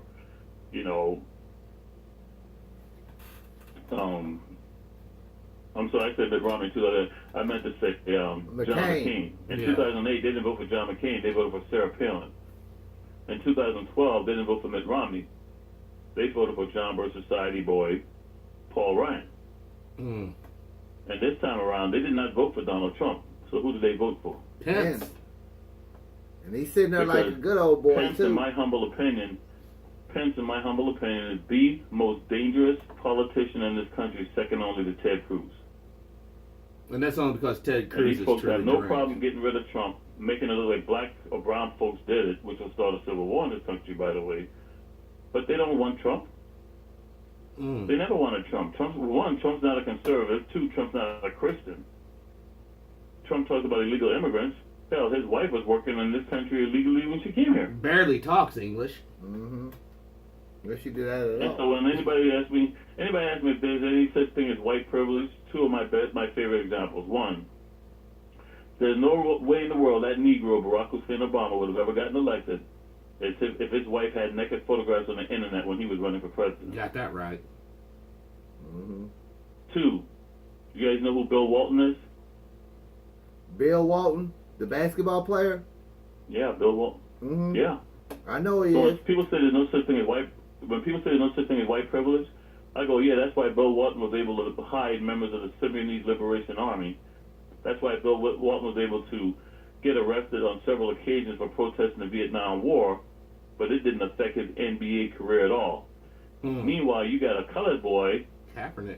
who takes a knee. He can't get a job in the NFL, and the only reason he took that knee because it was on the advice of a white U.S. Army Special Forces war veteran. Mm. Yep. Mm. You did know that, right? Did not know that. I knew that. I didn't. He had been sitting on the bench for a long time, not saying anything until some white journalist decided to put him in the public eye. So after being put in the public eye, he was actually confronted by a Special Forces combat war veteran who said, "Hey, brother, what's wrong with you, man? Why are you disrespecting? I'm not disrespecting the flag. Brother, I got relatives who are cops. I got relatives who are in the military. I love this country." So the compromise between this white Special Forces Army war veteran and Colin Kaepernick was, okay, I'll take a knee because that shows respect. And these dumbasses in this country twisted that shit around to show just the opposite. Right. So that's how dumbed down and stupid we are. Or how So when people talk about white privilege, Don't tell me there's not white privilege, because you got a brother on his knee who will still show respect for this country, but is letting you know there's some things about this country that's wrong, and he can't get a job in the NFL. But you got a white boy who was hiding people who were on the top 10 most wanted list of the FBI and went to jail for protesting against the Vietnam War. I was LAPD. I run LAPD sites. So I'm close to the public. Do you know I got white boys in LAPD saying, "Oh, you think his knees are bad?" We beat the shit out of his knees with our batons when he was protesting at UCLA. They're laughing about it. Wow. And yet it didn't affect his NBA career. Not only didn't affect his NBA career, his son is following his footsteps. Yep. His son's coaching. But there's no white privilege. But there's no white privilege. Remember that. Yeah. So we have to know our history. Yes. Not his story. Because if you can't come back and give examples like what I just said, white America will never hear what we're trying to tell them. Because the one thing I've learned about being about white folks all my life, you can't force feed them the truth. No. You have to let them believe they came up with it on their own. Right. Just like the government makes us believe that But we. when I mention when I mention somebody like Bill Walton, even those John Birch Society LAPD cops now go, "Whoa, yeah, I remember beating that white boy's ass." So when I posted on my site about the white privilege, not one of them commented. Because they know I was telling the truth. Yeah. I tell you, I had another female LAPD cop, one of my former recruits, married to another one of my former recruits. She talked this crap. Well, I think people are a bunch of hypocrites.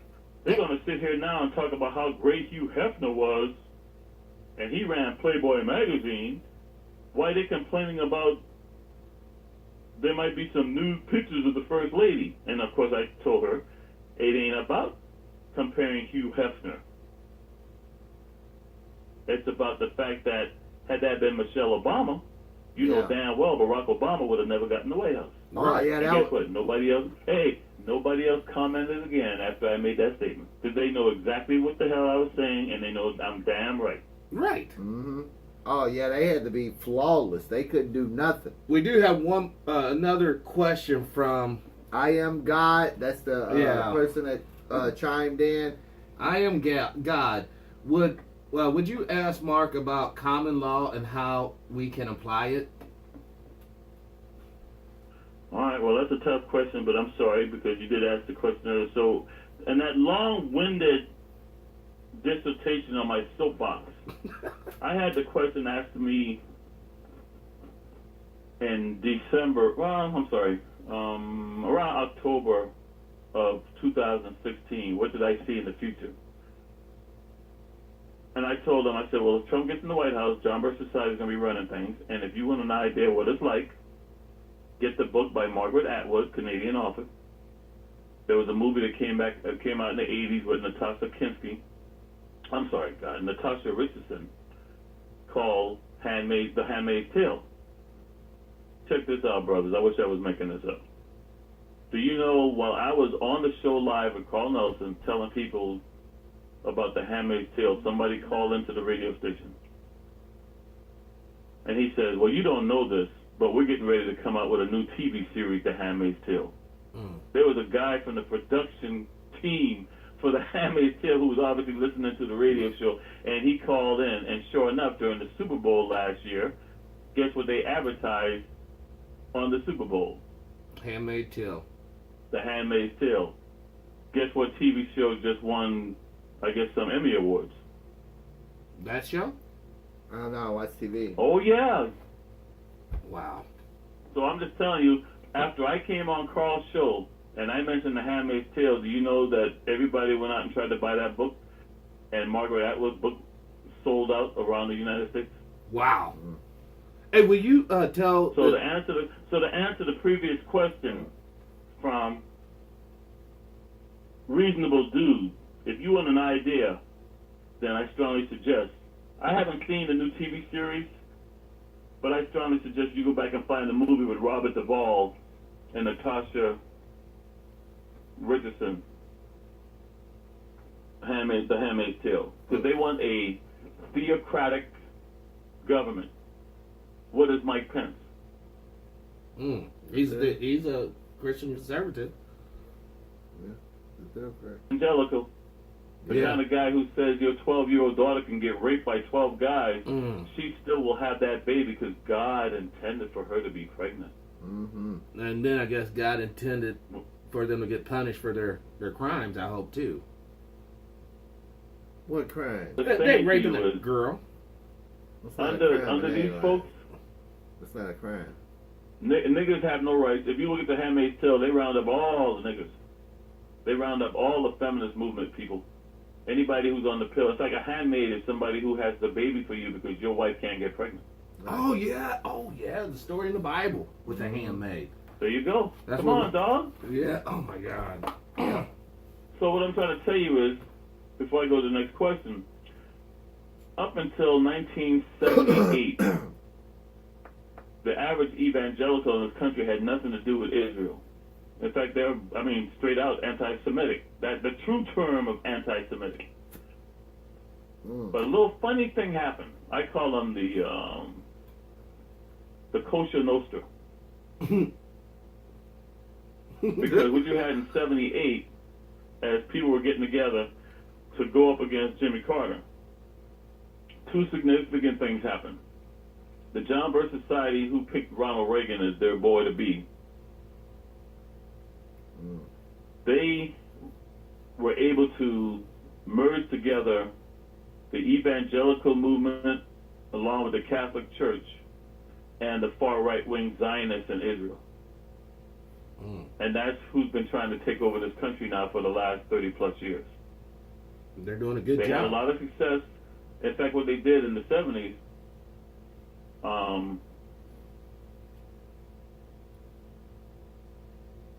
William Casey, Knights of Malta, member of Propaganda Due, P2, Vatican Bank, he met secretly along with some other folks in Iran, and they cut a deal to hold the Marines hostages so that Jimmy Carter wouldn't get reelected. Made him look weak. And then later on, they sold weapons to Iran, and at the same time, these are the same folks. Ali Noff, by the way, he's one of them too. He's one of those John Birch Society members. They were selling weapons to the Contras down in in Nicaragua, and in exchange for not having money, the Contras had to figure out where to get the money from. So you know where the money came from, right? Cocaine. There you go. Get that nose right. Even George Bush, Vietnam, he didn't show up for physical because he was afraid of what? Getting popped on that drug test. There you go. Now, if you look at movies like 9/11 Fahrenheit, they don't come out and say that. All you do is hear Eric Clapton in the background playing a J.J. Cale song. She don't lie, she don't lie, she don't lie. Cocaine. And of course, when Dan Rather went after them, the guy who was going to testify in behalf of Dan Rather, I guess they got to him. The guy bailed on Dan Rather, so they tried to make it out like Dan Rather was putting out fake news.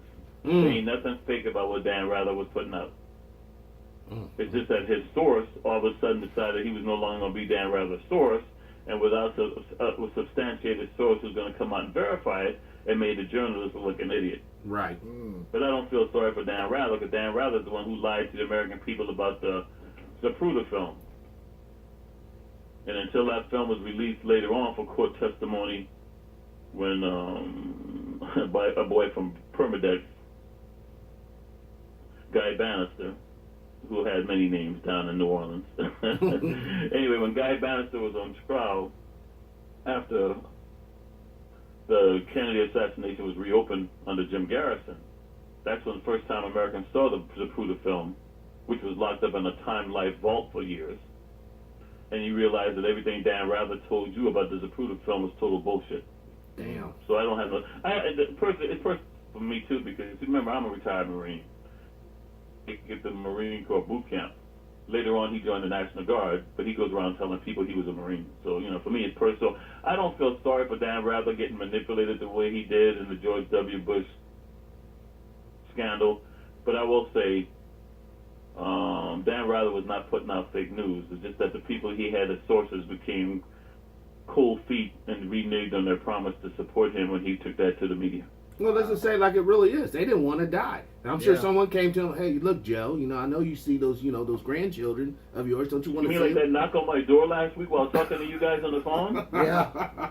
Anyway, so what I'm just saying to you, so for Reasonable Dude, I strongly suggest you go back and I haven't seen the new TV series. In fact, maybe I'll try to get that tomorrow because I guess by now it should be out on DVD. But I don't watch TV. But the thing is, if you want an idea, why do you think they keep showing you all this dystopia movies? Why do you think the Hunger Games came out?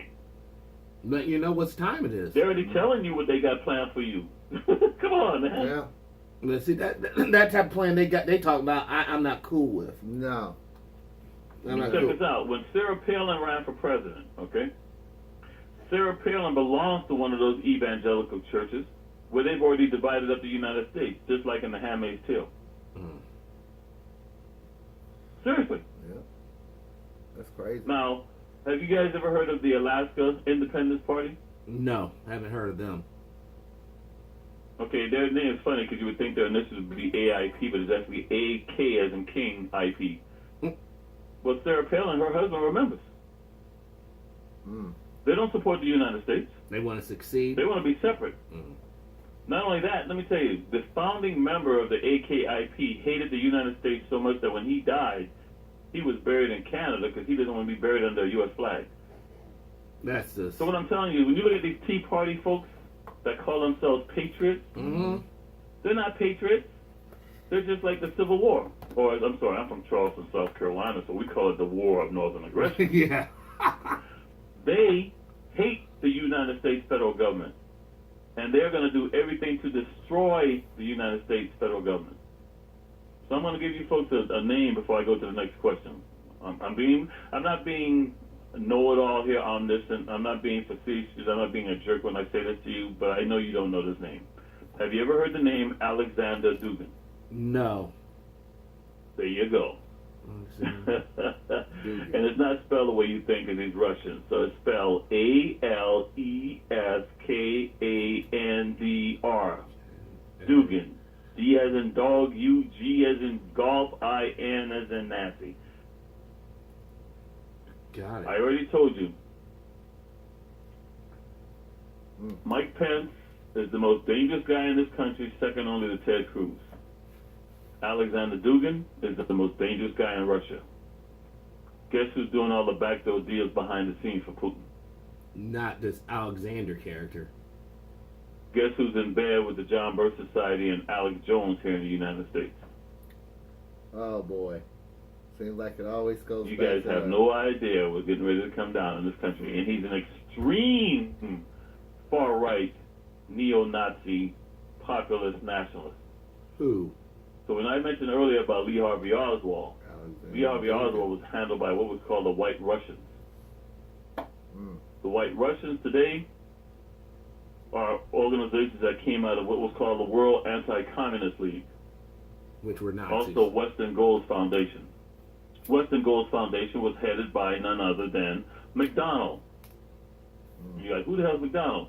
McDonald was the head of the John Birch Society who supposedly got shot down on Korean airline flight 007. That's how Newt Gingrich got in, John Birch Society. Damn. They're running things, folks. They have taken over the United States like you cannot imagine. And when you see folks now going in and saying they're not going to run for re-election, you notice how many Republicans are announcing they're not running for There's a re-election? lot of them too. This would be the perfect time for them to run for re-election because they're running things. Yeah. They are not part of this far right-wing takeover of the United States. And that's why I say once again, I pray for the Pope. Because the Pope did something that hasn't been done in over 200 years. He made the head of the Sovereign Military Order of Malta, Knights of Malta, resign.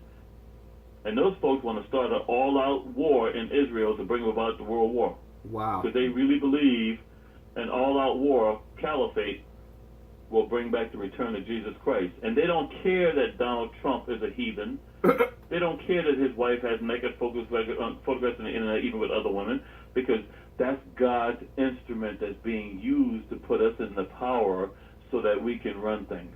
Wow. What a nice way of Because calling see, him a Ronald tool. Reagan was forced to put George Bush on the ticket, George Herbert Walker Bush on the ticket. Right. Now, of course, George Bush's son, he pretended to be a born-again Christian. That's how he got support of the evangelicals to run. Bush couldn't win. Now, folks, remember I said earlier how they wanted Trump to be president? That's why they picked Hillary? Mm-hmm. Right. Well, the Democrats wanted George W. Bush to be president in 2000. Why would I say that? Bob Dole. No. 2000. Who ran against George W. Al Bush in Gore. 2000 for president? Yeah, it was Al Gore, wasn't It it? was Al Gore. Okay, but who was his running mate? Oh, shit. Oh. Joe Lieberman. And what is Joe Lieberman? He's a Jew. You think that these racist anti-Semites going to let some Jew be the number 2 man in the U.S. government? Yeah. Al Gore could not even win his own state, Tennessee. You know why? Guess where the Ku Klux Klan was founded? Tennessee. Pulaski, Tennessee. 4 guys in a bar. So the point is, just like in 2016, where the Democratic Party put up the worst candidate possible, and she still beat Donald Trump. In 2000, the Democratic Party put up the worst candidate possible, and he still beat George W. Bush. Yes. So once again, they had to rig the Electoral College and get the Supreme Court to make him president. None of it, which by the way is in the U.S. Constitution. Well, when you have power, that's just a piece of paper. You know it. You ready for another question? So what you're going to have in the future is, most likely, the true dictator will be in the White House in 2020. Wow. And I'll just say this, don't think it's going to be a Republican. So the answer, I am God.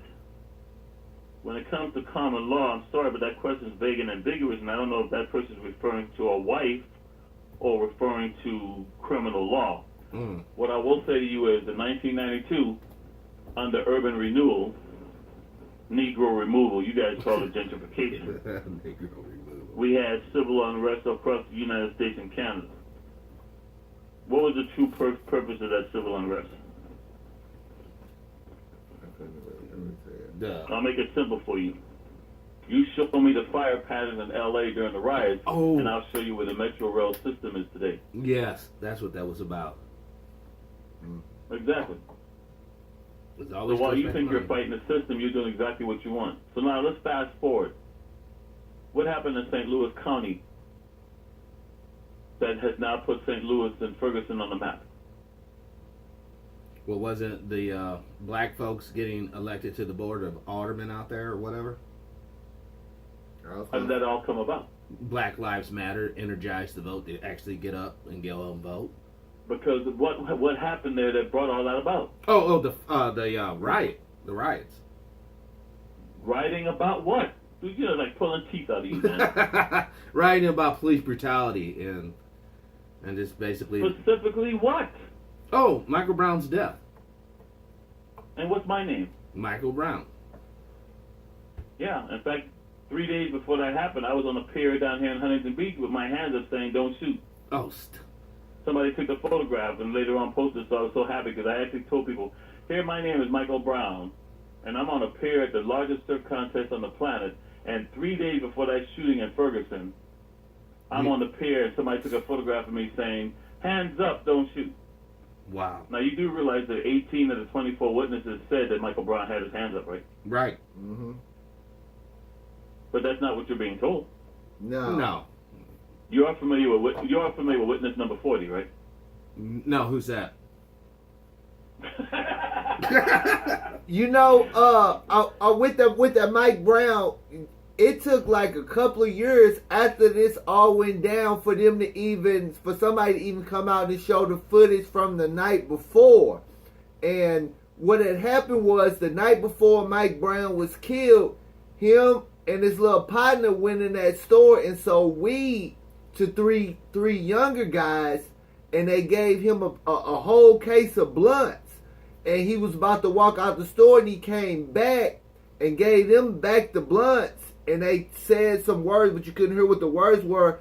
And one of the guys that worked in the store took the blunts and put them up under the counter, but Michael Brown had gave them some weed, and it's all on tape.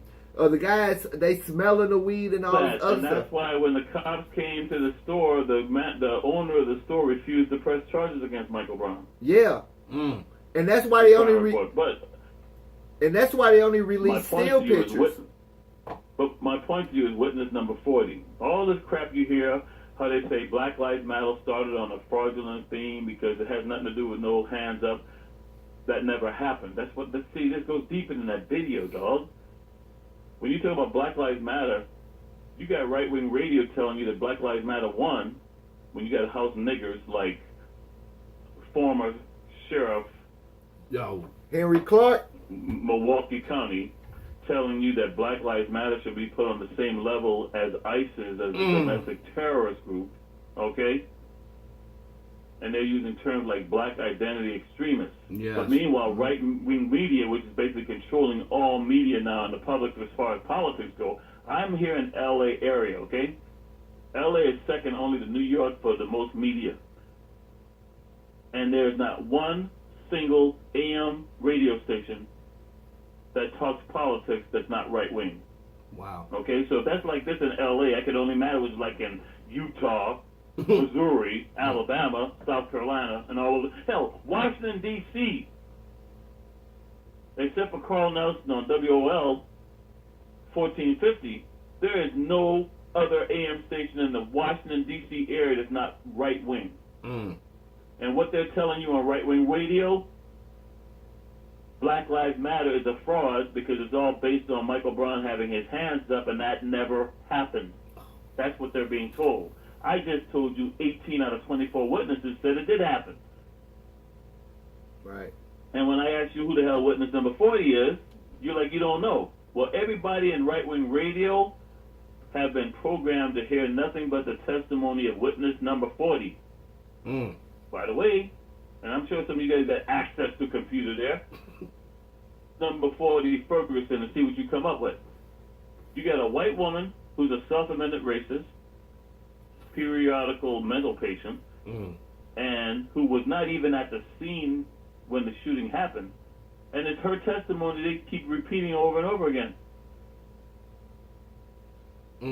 24 who said he had his hands up, the prosecutor refused to use any of their testimony. Meanwhile, you got this white boy who got $500,000 minimum. White folks around the country so proud of him for killing us the nigger. Right. Married and lives in obscurity now. Yeah. Not to mention the fact he'd already been fired from another police department for racism. Jennings. Yep. This is a mess. See, this goes a lot deeper than this whole thing about the elected. Black Lives Matter is under attack, and yet to this have not found any evidence of one single cop that was killed by somebody directly related to Black Lives Matter. No, you haven't. Told. Yep. Uh-oh. Now, you've had several cops killed in recent weeks, but you don't hear about it because guess who's killing them? Probably, white folks. White sovereign citizens who hate the U.S. federal government. Oh, the Bundy crowd. The Bundy crowd when they were on trial. Weren't they? One thing to them, and now, because of the White House, they all got exonerated. Yeah. See, the whole thing about Bundy was intended to set up Obama administration like Randy Weaver. Oh. Because that happened in the Clinton administration. I remember her. So Obama was caught between a rock and a hard place. Crack down on these white boys for pointing guns at federal agents and have a shootout that may have killed some of these white boys and make them martyrs like Randy Weaver. Yep. Them get away with it. Then they go up there to the Native American land and started some crap too. Yep. Up there. Living on federal land. And now with Trump in the White House, guess what he plans on doing with all that federal land? You gonna sell it. Giving it out to all his buddies that supported him during the campaign. Wow. A lot of that federal land includes Native American sacred burial grounds. This goes a lot deeper, guys.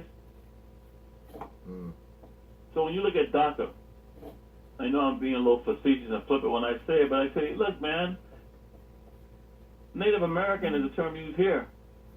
There was no U.S.-Mexico border. Right. You couldn't tell the difference between a Native American in Baja and a Native American up here in damn San Jose. Any treaties between the U.S. and Native Americans has the U.S. honored? Not one. They ain't got no plans on either. So why would they believe DACA? Right. Why would they believe DACA? Because people want to believe. If they wanted to Because they brought in a house Negro like Obama who says, you can trust me. Right. Give me your name, give me your address, give me your phone number and your social security number and where you work or where you go to school, and I'm going to make you a dreamer. Now who's going to use that list to round them all up? Trump. President There Trump. you go. And it took a house Negro to get that done. So Meanwhile, while Barack Hussein Obama was in the White House, he had a black attorney general, he's a black president. Name me one white cop who killed a black person who got indicted by the federal government that did any time under Obama. None of them, but he sung Amazing Grace. Exactly. Meanwhile, you got a white president, William Jefferson Clinton. You got a white attorney general, Janet Reno. And you got 4 white boys here in L.A. who went to prison who didn't even kill anybody. All they did was beat Rodney King. Yeah. That's why they put black folks in those positions. You go to a nightclub. White boy gonna tell a white girl one time, don't do that again. Next thing you know, white girl get knocked on her ass. Just like this guy who just resigned from the Trump administration for beating both his wives and a girlfriend. Rob Porter? Now, the FBI told the Trump administration more than 6 months ago that they had him under investigation already for domestic violence. And now you're going to have a retired Marine Corps General Kelly talk about, well, we weren't aware of it. That's a bunch of bullshit. Oh, they knew. Because they don't care. No, because they don't care about their women. Right. Remember, a 12-year-old girl can get raped by 12 guys, but God wanted her to be pregnant. Okay? What I'm saying to you is, when you look at the filthiness and ugliness of these folks and how they treat their own, especially their women. Now, you take a Clyde Bundy. Let me tell you how deep this is. Where is Mike Pence from? Indiana. All right. You do know that Indiana passed a law saying that if you believe the cops have violated your civil rights, oh no, they don't use the term civil rights because that refers to black folk, your constitutional rights, you can shoot the cop. Are you aware of that? No. You better not try that around here in Missouri. And guess who passed that law? The Oath Keepers. They were the lobbyist group that got Pence to sign that law. Who founded the Oath Keepers? A high-ranking member of, wait for it, what organization? John Birch Society. There you go. You starting to see the big picture here? Oh, wow. Yeah. Now, that same high-ranking member from the John Birch Society got that law passed in Indiana, and I'm going to come back to that. He went on Coast to Coast AM 2 years ago and said, we're going to start using the document from dictatorship to democracy here in the U.S. Now, just a little over a week ago, the guy who wrote that document died. Didn't get much press media. That's the document they use in Syria, Egypt, and all these other countries to start civil wars. So what the hell do you think's coming down here? A civil fucking war. In fact, over there they call it the Arab Spring. What did they call it during the Democratic convention here when the Progressive Party with Bernie Sanders and them they were told to fuck off by the Democrats here? It was called a Democracy Spring.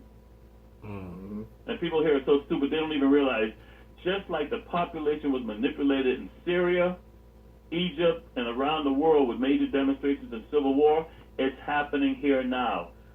The same guy who lobbied and got that law passed in Indiana to kill cops was the same guy who went on Coast to Coast AM bragging that they were going to use from dictatorship. By the way, Gene Sharp is the guy who died. He's the one that wrote it. Why am I saying this to you? Let's go back to Clive and Bundy. Now you got this white couple Guess what state they're from? You talking about the Bundys, right? Nevada. Not the Bundys. At the Bundy Ranch, there was a white couple. Where's Mike Pence from? Indiana.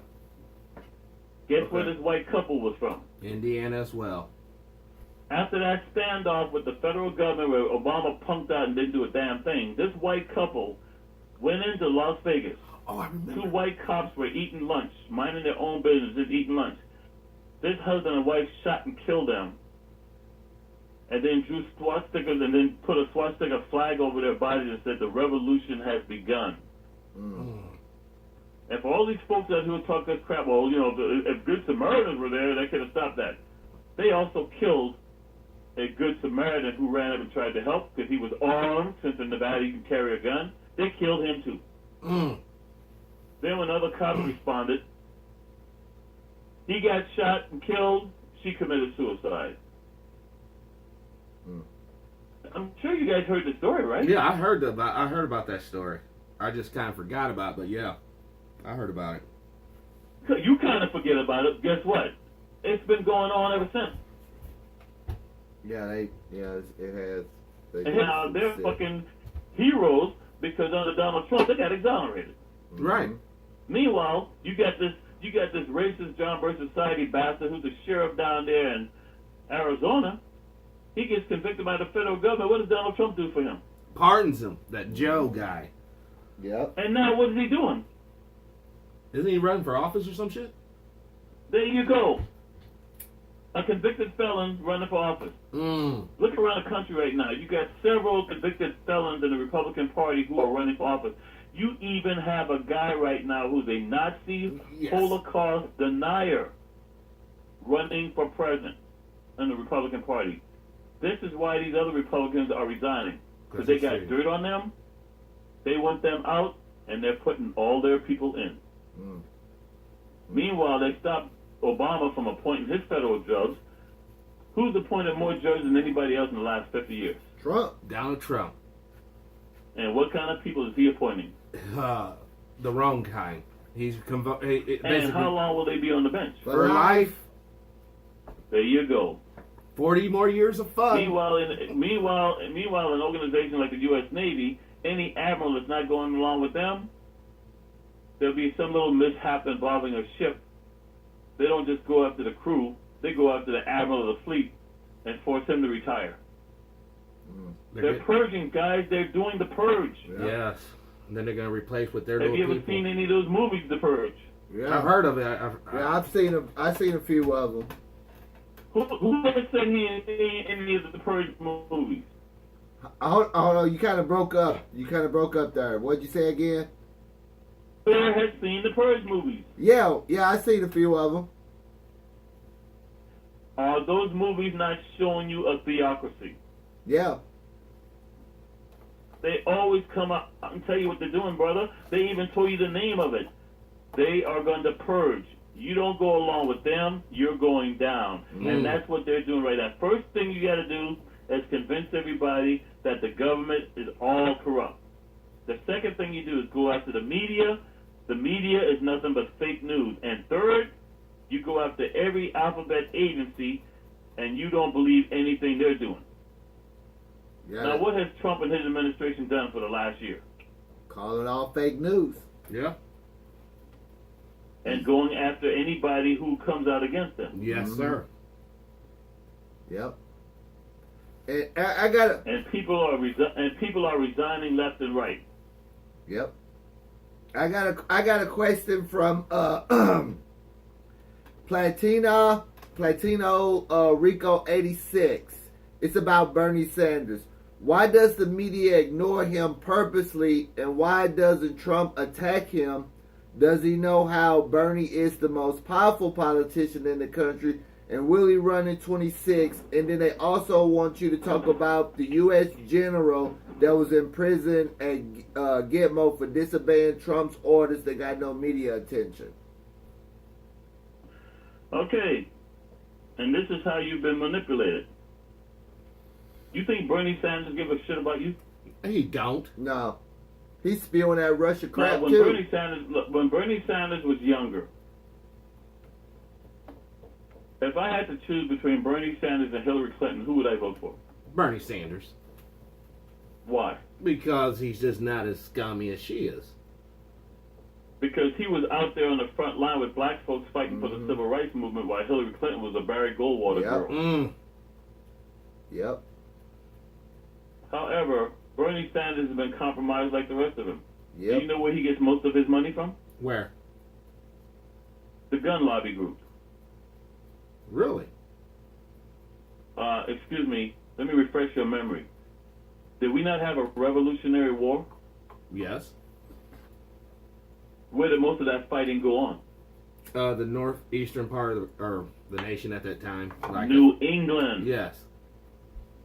New England. In fact, going back to what I was saying earlier, the wealthy folks who were in this country, if you want to consider them wealthy, when the Revolutionary War started, what did they do? I thought they went with the crown. They kind of chose England. Back to England, or they fled to Canada. So when I'm telling you, so when people sit here and talk about how rich George Washington was, George Washington was more like an upper middle class guy during that time period, if you look at it by today's standards. Yeah. He wasn't But that very just tells rich. you how poor. That just tells you how poor everybody else was. Like, wow, look at you know, it's like the Catholic. Wow, look at Kennedy. Kennedy's wealth ain't shit compared to these other people, man. But anyway, Right. So what I'm just saying to you is, Bernie Sanders comes from New England. Where do you think most of the gun manufacturers in this country are located? New England. Where the hell is Colt located? New England? One of them New England Yeah, states. Colt. Colt 45, the revolver. Yeah. All those gun manufacturers come from New England, man. And then when you look at the Sandy Hook shooting, you know, the one that Alex Jones says is fake. Alex Jones and others say never happened, or was staged and all this other crap. Do you realize that was less than 1,000 yards from the second largest gun lobbyist group in the United States? No.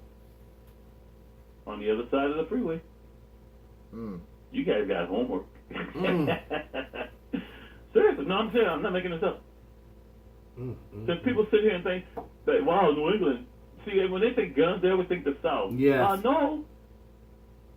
No, these guys. In fact, Colt is one of the biggest employers in what state? Where's Colt located? The New England state? Colt Industries. Coke Industries, M16, Kansas. you know? Kansas. Hell no. You told Is the Kansas in New England? No, I thought you were talking about like the Koch brothers. No, he's I talking said about Colt. Colt. Charles, Colt. Ocean, Lincoln, Tom. Guns. Oh, okay. I Colt, just said Colt. M16. They make the M16. Where is Colt located? Oh, I have no idea.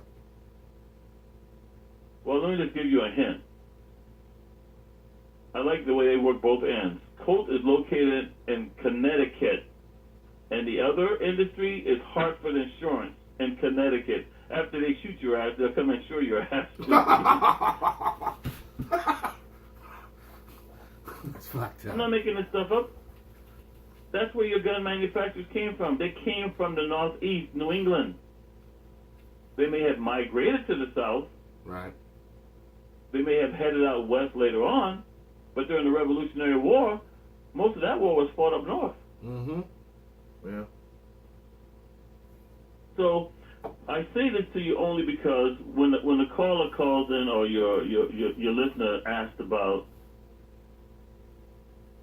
a general at Gitmo, and I'm sorry, what was the first question? About First half of that question. the first half of it was about Bernie Sanders and why Trump doesn't. Okay, so when you talk about Bernie Sanders, first of all, is an old white man.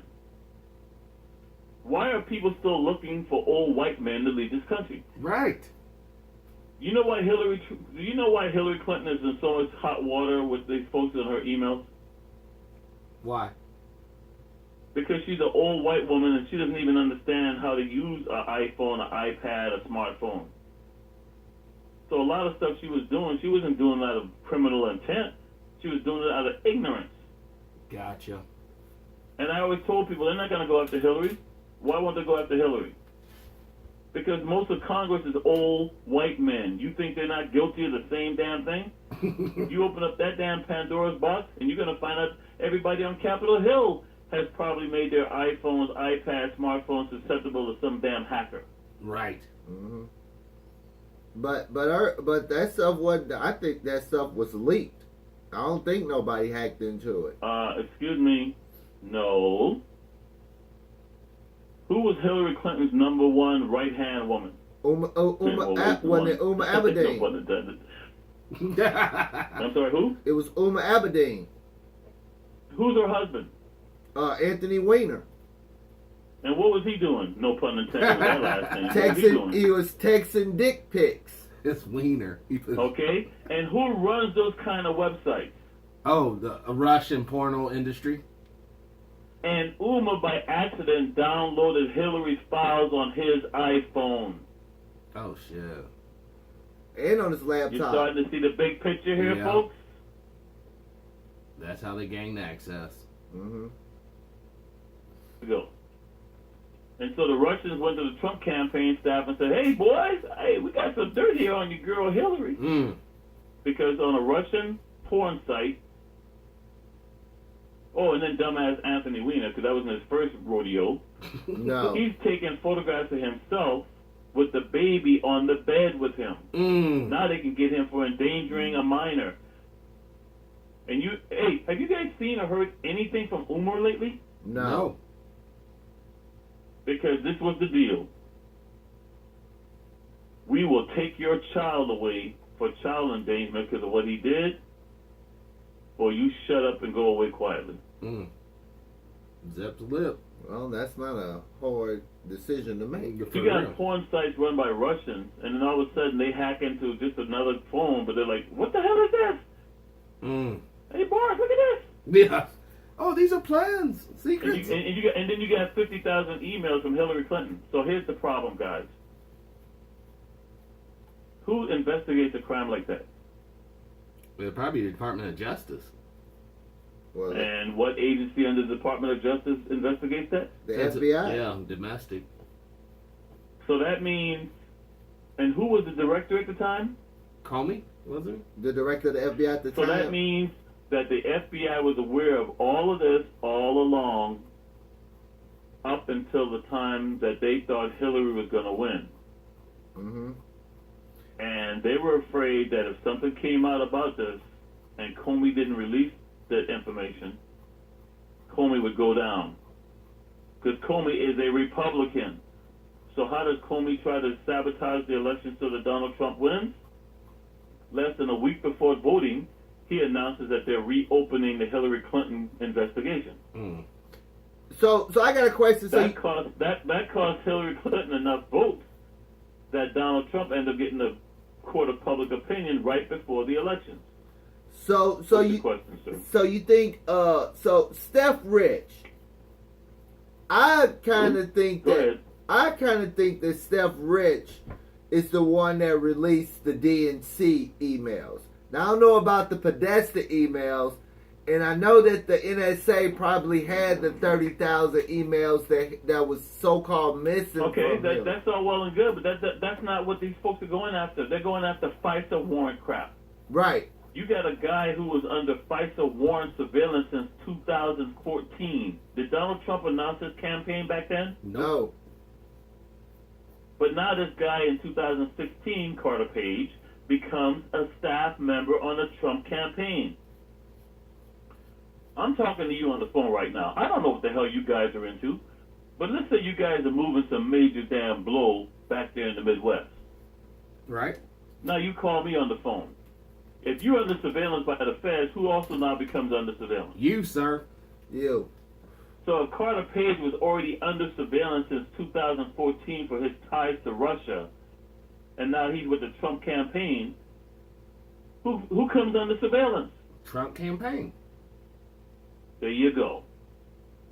Yeah, it's just like And the now fourth waiver. folks are sweating because you got guys like Michael Flynn, who's already cut a deal. You got guys like Papandreou, who's already pled guilty to some other lesser charge. And now you got people in the Trump campaign who are sweating. Let me just tell you how words are used. What did Donald Trump say the other day? I will even talk to them under oath. Mm. Remember he said that? Mm-hmm. Well, when you get interviewed by the FBI, you're not under oath. So for even Donald Trump to say that, what is he already letting you know? There's going to be a congressional hearing on the matter. Fuck an executive. Oh, dude, is Congress handling this investigation? Nope. No. Okay, I'm going to ask you again. If he's already using the term under oath, what does that mean? He can get up there. They are about to indict his ass. And so before all that comes down and other people get indicted, you got to poison the well of public opinion by having this sellout Nunez here in California put out a memo that don't tell you squat, but it paints the picture to all the people who worship Donald Trump that they're all being set up by a corrupt federal government. That goes back to what you were talking about, the purging deal. We already believe the government's That's corrupt. what they're doing. And so what did you see? Another guy who's a high-ranking member within the DOJ just resigned. I got Today, well, no, not today, but there's even another guy who was supposedly involved with getting the FISA warrant just resigned. They're purging like you can't imagine. I got one more. See, Trump ran a corporation where he never had people argue with him in a boardroom. It's my way or the highway. Right. And that's what they're doing. But I'm sorry. Go ahead, brother. I got one more question. This one's from. Well, you said you have another question, but I haven't finished 86's second question. Oh, okay. Go ahead then. See, this is how I always get off course, and then later on I feel bad for the listeners. So, Guantanamo Bay. Do you even know how we got Guantanamo Bay? No. I mean, Fake a terrorist attack by Spaniards on a U.S. Navy ship. And they used that to justify the Spanish-American War. Now, this ship blew up down there in Cuba. Some folks claim that the U.S. blew it up itself. I don't believe that. I think the problem was we were going from wood-burning stoves that powered ships to steam engines, and this ship blew up on its own because of, it was an accident.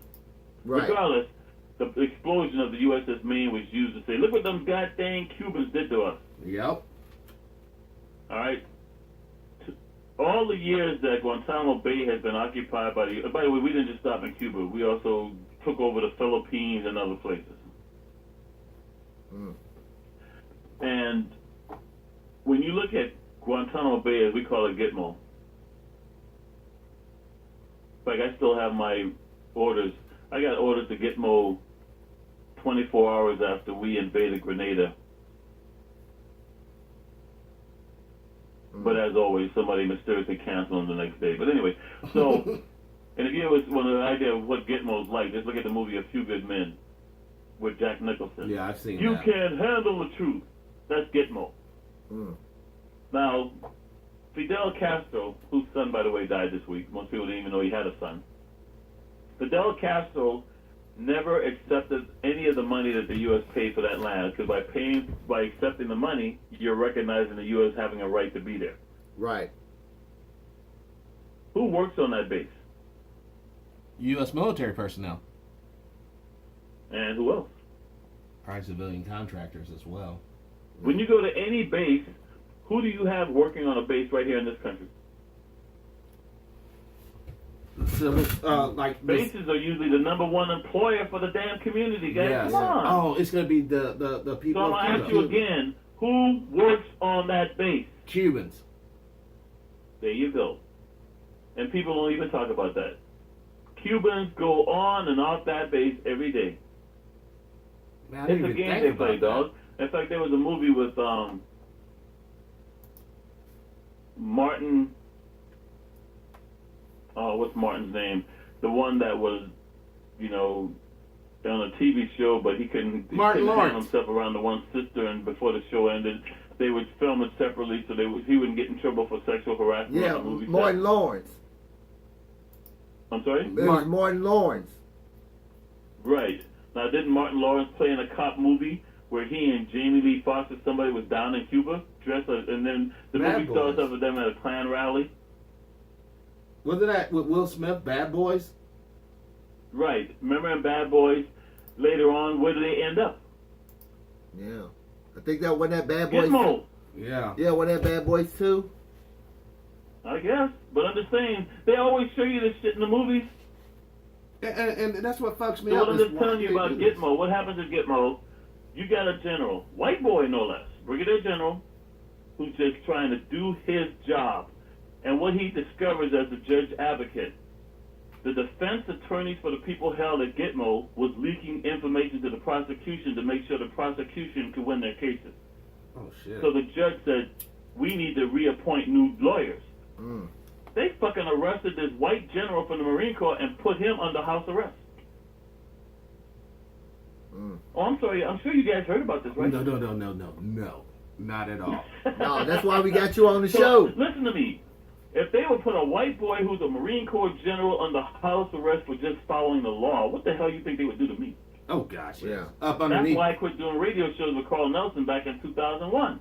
My last radio show with Carl was when he owned a radio station down in Miami, Florida. You know, Cubans listen to that show. And I told him, if Bush goes into Afghanistan, we're going to see heroin on the streets here like Romper Room, making Vietnam War look like Romper Room. But more importantly, he passed that damn what? What law got passed under the George W. Bush administration after the World Trade Center? Patriot Act. There you go. Mm-hmm. They could lock my ass up and send me to Guantanamo Bay because none of those people in Guantanamo Bay have been allowed to see their parents, see attorneys. There is no damn habeas corpus, constitutional rights, Bill of Rights, or anything. You label as a domestic terrorist, you don't have any rights. Nope.